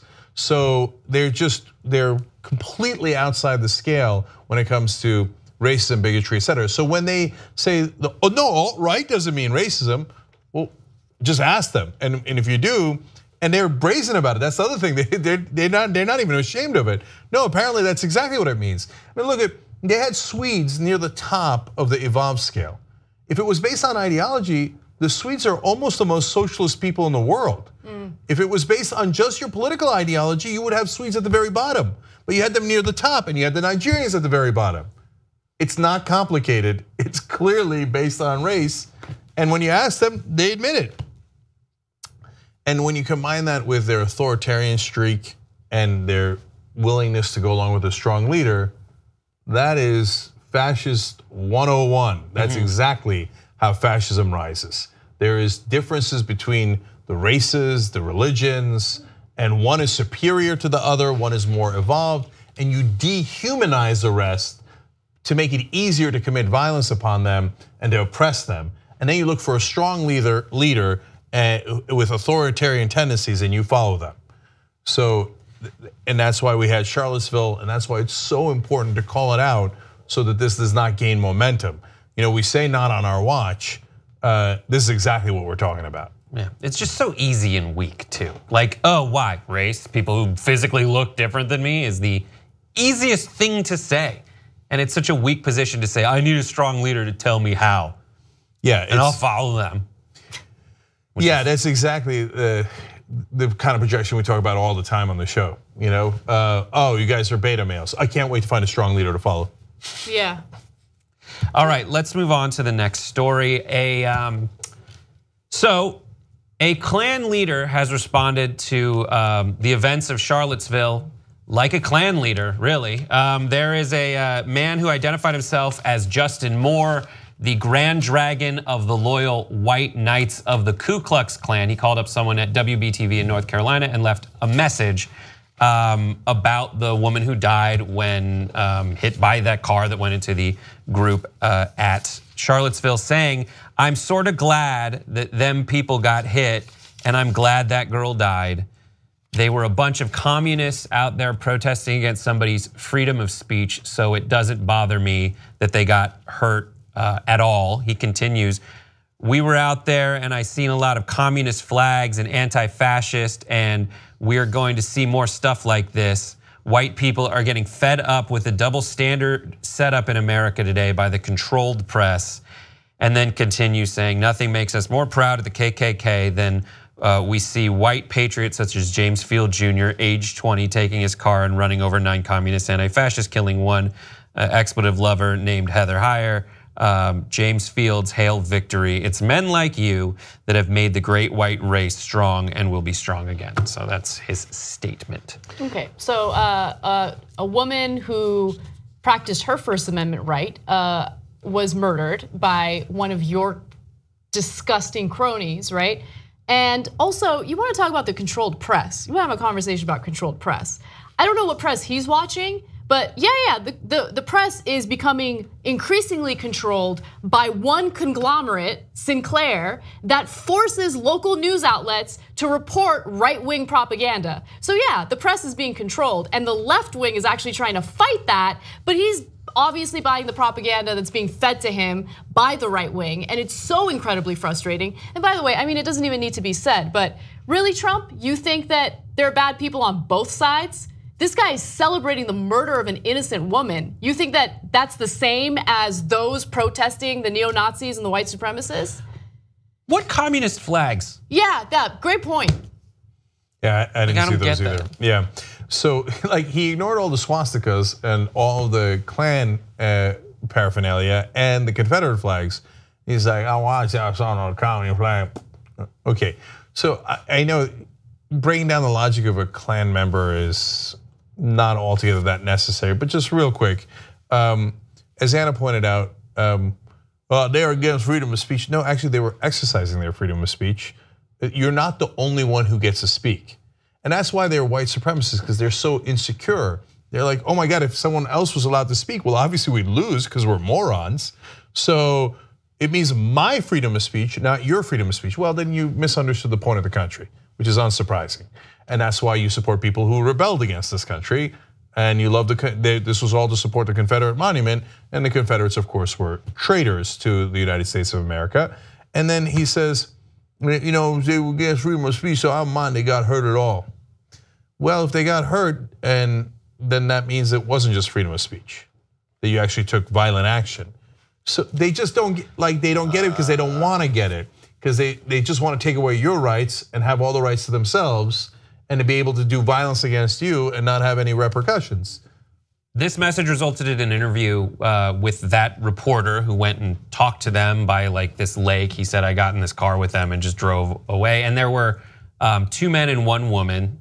The other man was Imperial Wizard Chris Barker, and he was with Amanda Barker. And when they talked about this, Chris Barker echoed the same sentiment of being happy that the woman died. Amanda Barker was more sympathetic to her, but was still wearing a t-shirt that said "White Lives Matter More." Ugh.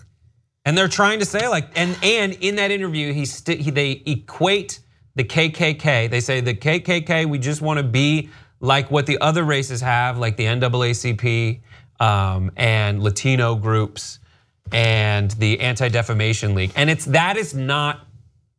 I mean, I feel so crazy when I come to this point where I have to point out the difference between the KKK, the wearing hoods, going around lighting crosses on fire and lynching people, to folks that say, let's look at the way we present certain people in the media.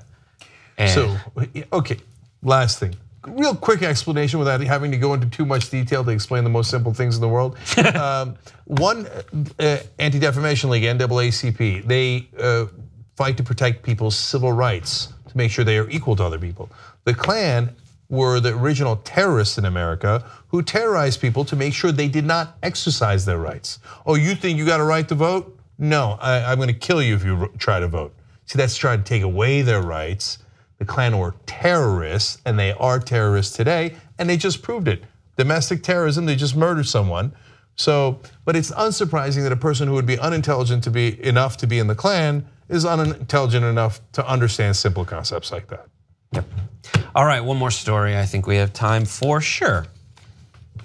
No, Macklemore does not support Hitler Youth or its haircuts. Let's put that to rest right now. So Macklemore, the musician who wrote Thrift Shop and the touching Same Love, became famous with a specific haircut, which some folks pointed out is very similar to the haircut worn by Hitler Youth and now white supremacists. Let's take a look at the two side by side. One photo is from the events at Charlottesville, and the other is Macklemore at a event.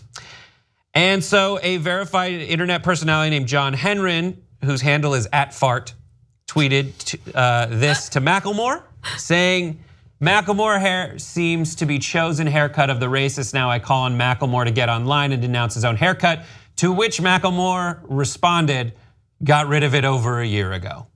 So people have done this over time. The Macklemore haircut, which had, kind of, he'd made it famous and they call it the Macklemore haircut. That happened. And so since he got rid of it over a year ago, let's take a look at what he looks like now to prove it. He cut his hair short. Okay. And he looks wonderful. So I came across this story and I thought it was kind of amusing. And I thought it would be an interesting, I don't know if it's gonna be a debate, but an interesting discussion as to whether or not a haircut can be deemed racist. Yeah. Go for it. Yeah, so listen, first of all, we've gotten to an insane place in the world where you have to respond to @fart about whether your hair is racist. So @fart is not terrible. @fart is like a long-standing internet personality, as proven by the fact that he was early enough to get the handle @fart. Okay, God bless, okay.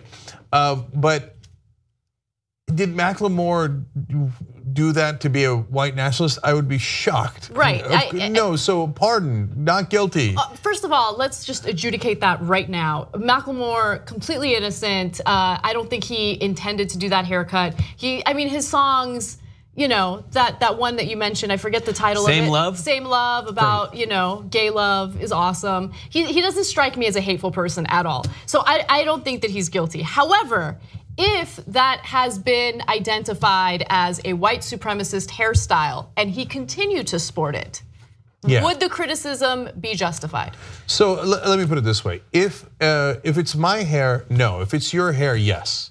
And let me explain why. Because my hair is so non-distinctive. You see what I'm saying? I get it. Like, what do you want me to do with this thing, right? Like Brett's hair. I just sit down and say, make me look like a person.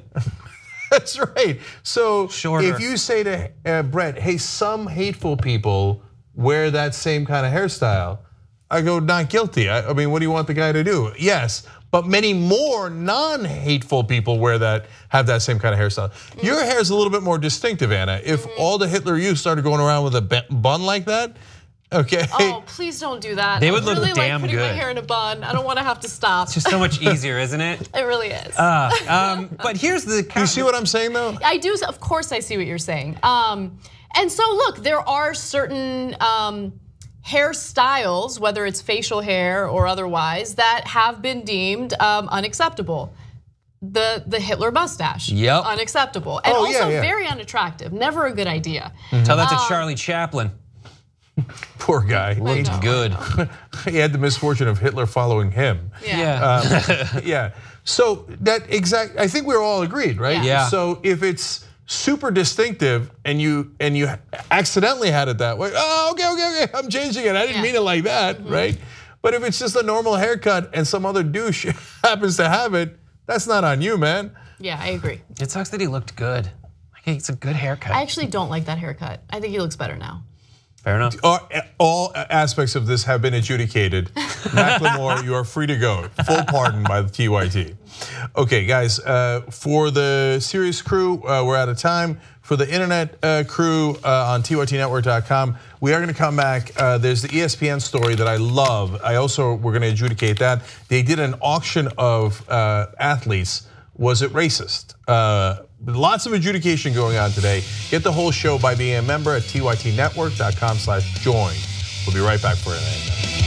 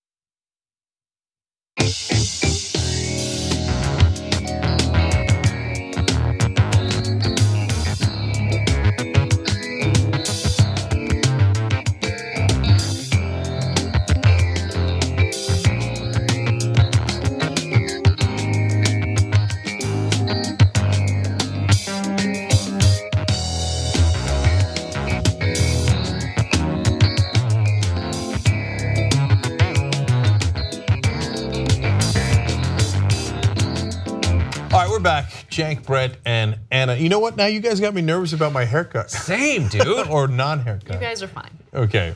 We got old school tonight. Brett, you're going to be on it? Yep. Me, Brett, and Malcolm. I don't know if Ben's coming in, but it should be great. So, by the way, so I tell you all the time, you know how to become a member. But if you're already a member, the way to watch it live at 8 p.m. Pacific is tytnetwork.com/members-live, okay? And I also want to tell you about, I took my son to school today. He's in 2nd grade. It was a cute little moment. Maybe we'll talk a little bit about it in the post game. But if we have a back to school special online. So shop tyt.com and you're gonna get a 15% discount. Every time there's these sales, I always think, I didn't authorize this. Anyway, you gotta put in the promo code Too Cool. Get it, TOOCOOL, as in too cool for school. Hidden DT equals ASS. If you see it, Donald Trump, Delta Tau equals A55. Oh, I get it. Donald Trump equals an ass. Oh, good work. Okay, good work. So that's also at the shop. Okay, rock and roll. All right, what's next, Brett? Okay, ESPN is sorry that you thought they were holding a slave auction. Essentially, is how they, worded their apology. So the NFL season is just around the corner. As such, also around the corner is fantasy football season. So usually that only used to piss off people who sat next to folks in the office who won't shut up about fantasy football. Now it pisses off a whole new group of people who watched the event they had to auction off players for the fantasy draft, or for the fantasy league. So it's either a draft or an auction. Some people do an auction. This is what it looked like on ESPN. We're not gonna show video because it's owned by Disney. Anyways, so they hired a real auctioneer who auctioned off Odell Beckham to people who, as you see here, bid on them. And then one lucky winner would walk away. Now here's the thing about this guy. This guy doesn't necessarily endorse the auctioning off of people for money, but it sure looks like he does. It looks like it, and it's not fair to him. So that happened. Folks tweeted out their responses. This one is most close to my heart. So ESPN just did an auction sketch? Huh? They just auctioned off people. And a lot of people said it looked like a slave auction. And ESPN issued this statement saying auction drafts are a common part of fantasy football, and ESPN segments replicated an auction draft with a diverse slate of top professional football players. Without that context, we understand the optics could be portrayed as offensive, and we apologize. Okay, I have a definitive ruling on this. Bring it. So, number one, I understand why people are concerned and it feels yucky. An adult just said yucky. Anyway, and when they saw it on air and they're holding up one black player after another and people are bidding on them, they should have been like, yeah, it seemed like a good idea, but this feels kind of weird. Maybe we shouldn't air this. So fair enough, all that's fair. Having said that, 100% not guilty. Okay. What do you think, Anna? No, okay, so inside baseball, we had a discussion about this during our production meeting, and JR was the one, no, I pitched the story. And I said, I'm curious to see what Cenk says, because Cenk like loses it over fantasy football. Like you will defend fantasy football no matter what, right? Well. And so JR assumed that you would not defend it. And I was like, I don't know. I was right. So you're against it. You think this is guilty? Look, I think intentions matter, and I don't think their intention was to be offensive, okay? So I'm giving them a pass when it comes to intent. However, this was a bad idea, right? Like, find another way to do this. Don't do an auction. Don't do the auction. No, but okay. Anyway, I'll say that. No, this is wrong. This is bad. Just from there should have been some kind of pitch process where everybody's talking about what to do, like what ideas are we gonna do? We got our fantasy football shows coming up, and if you watch like the highlights from this, it is a zany, fun show where everybody gets just as into it as I assume Cenk is around the office. I have been able to tune out fantasy football talk because it makes me too stressed out. They have entire shows dedicated to fantasy football? Yes. To fantasy. And it's fine, and it really. YouTube.com/TYT Sports. So that happened. Two-time champion. But in the process, somebody in that writer's room should have looked around and just said like, oh, this is going to look like a slave auction. And just for that reason, it potentially looking like a slave auction, you have to have the wherewithal to look around and see how this is gonna look. Yeah, look, I agree with ESPN that it was bad optics, and somebody should have put up a red flag and go, we're not doing anything wrong, but it might feel to others that we are, right? And so let's be sensitive to how they might perceive this. But I totally overall disagree with you guys. Complete pardon from my end, because look, you guys you don't play fantasy football. There is an auction. There's two different ways to do fantasy football. One is you draft in order. Okay, I have the 7th pick, and so when it's my turn, I pick the player that I like. In an auction, you put up players, and yes, they're black and white. You bid on Drew Brees, Tom Brady, Andrew Luck. No, it happens that there's a lot of black players in the NFL. But in Denmark, some people put blackface on because they're being the smart defeaters. It's a perfectly normal. But there's a reason in a context where a slave auction can look okay. And the only answer for a racial auction is the Chappelle Show sketch where it was a racial auction about racial. But it's not a racial auction. It's an auction of players. But it's an auction of people, and I'm just saying you have to have the wherewithal to be like, not worth it. That's what I'd say. Is this a really good sketch? I just want to understand Brett's criticism though. You're saying on TV because of how it looks. You're not saying people who do an auction draft in real life shouldn't do an auction draft. No, I'm saying like if I am part of I'm not mad at ESPN. I'm more like you idiots. Because their intent was not to hold a slave auction. It's just like you guys are so stupid that you were so caught up in fantasy football's around the corner. Let's show people how awesome our life is. We do auctions, let's get a real auctioneer. Bop, bop, bop. That whole wave in the writer's room, not one person was like, but what if it looks like a slave auction? Yeah, so okay, let me jump in. I don't even know what we're disagreeing on, Cenk. Like, okay, so you agree that optics-wise it looks bad, so they probably shouldn't have done the segment, right? No, but like people are getting on them. I'm not getting on them. I don't think that they intended to. No, let me be clear. I don't think they intended to come off as terrible people. I think they were just unfortunately incredibly oblivious to how offensive it would appear, right? So I understand that the auctions happen. I understand that it happens with players that are white, black, whatever. I'm just saying like they probably shouldn't have done the segment that way. Like if they wanted to do a fantasy football segment where they're doing draft picks or whatever, then why don't they do the other method instead of doing the auction where they're holding up pictures of people? Yeah, look, I get it, but I think that what we're disagreeing on is the emphasis, and so I think intent is so overwhelmingly important here that okay, you screwed up a little bit, right? Like you didn't mean to do anything wrong, but when you were putting up one picture after another of black guys and auctioning them off, somebody should have raised the red flag. We all agree on that, right? But they had no bad intent at all. No. So for example, we're just talking about the Confederate monuments because of all the fact that it's in the news. Some of the Confederate monuments were put up next to places where they had slave auctions in the past and during the Jim Crow era. They did that on purpose. That intent was, remember what we used to do to you and we look forward to doing it again. That's bad intent. Yes. This is so innocent and accidental, right? That's why I love this still photo of the guy like, I got Odell Beckham, which you're stoked if you get Odell Beckham in the fantasy football league, but it did for anyone who starts seeing like, this looks like a slave auction and then sees this guy triumphantly be like, I won it, like that poor bastard. Okay, so for one last piece of clarity, we all agree not guilty in that ESPN didn't mean to do it. Oh yeah, not at all. Okay. But I also think guilty on the length of their apology. I feel like it should have just been like, damn, yeah, you guys are right. It looks like a slave auction. That was really dumb on our part. But this is more of like, I'm sorry you don't have the full context of us. I mean, look, I like their apology. I thought their apology was fine because some people maybe don't understand the context, right? So if you're not a football person, it's like, what is this auction thing? So I get it. All right, last story. Do you want to do, okay, the transgender ban could cost money. Okay.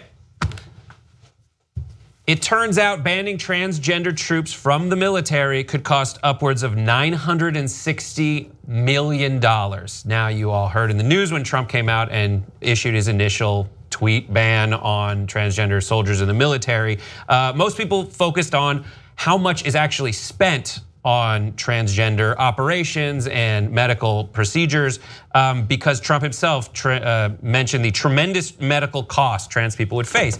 Well, a group called the Palm Center decided to find out exactly how much it would cost, not to keep them on, but actually to get rid of trans soldiers and train replacements for them. Now they found that, as the quotes by Aaron Belkin, the executive director of Palm Center, says, it would be much more expensive to fire transgender troops than to let them keep serving. The president wants to spend $1 to save a dime, and that really doesn't make much business sense. It would cost $75,000 to replace each soldier. Multiply that by their estimation of how many trans soldiers are in the military. That's 12,800.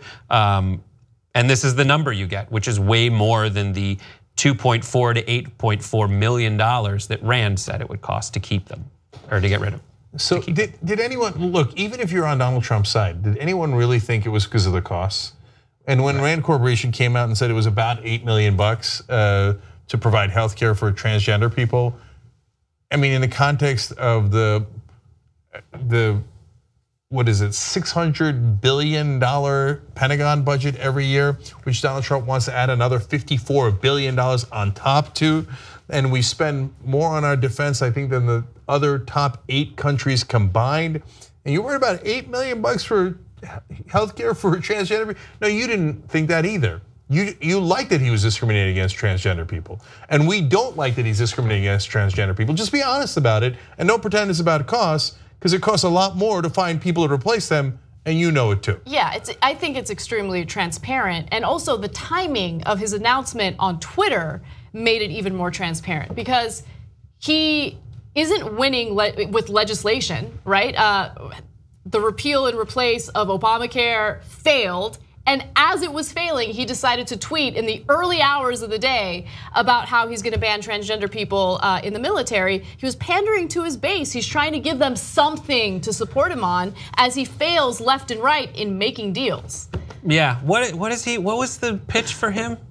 That's what I keep forgetting. Like, what's the pitch for Donald Trump? It's that he's good at making deals. That was all that there was, and there's nothing left. Yeah. I haven't seen a good deal made. Is it the border wall, I guess, is what he's saying? It's some rhetoric. Jimmy Kimmel had a great monologue yesterday where he goes through every potential reason that you could have voted for Trump. And he said, like, at this point, he says, like, I get it, you didn't like Hillary, she's an insider, you want things to change, you want somebody to come in and buck the system, but now what have you seen? There's nothing that has been in accordance to what he promised. And on top of that, he just embarrasses everyone over and over again. What's left? Maybe it's time to say, I was wrong. Yeah, and if you thought, well, he's a great businessman, and you believed him on that we were gonna save costs by kicking transgender people out of the military, well, now that's gone too, because apparently he can't do math. He can't figure out the most simple concepts of costs and revenue. So in this case, the costs are way, way higher. And look, we just had the alt-right complaining about Charlottesville, how their white national civil rights were taken away. Just be honest, man. I thought you guys were bold and loud and proud on the internet and all these other places, right? Just say, yeah. Look, I want civil rights for white nationalists, and I don't want them for transgender people. It has nothing to do with the money. Of course it costs more to kick them out and replace them. I just don't want you to have civil rights. Just say it, own it. There you have it. Okay, we are out of time. So in the post game, mainly, I mean, it's a cute little moment with my son today. Maybe we'll touch on that for a sec. But mainly, we're going to talk about Johnny Pie. We didn't get a chance to do it yesterday because Chuck D and Tom Morello came in, which is super cool. And talked about Prophets of Rage. You should check out that interview. It's now up on tyt.com. No, I'm sorry, youtube.com/tyt interviews. Anyway, so we'll do Johnny Pie's adventures in the North Pole for the members. tytnetwork.com/join for that. Bye-bye.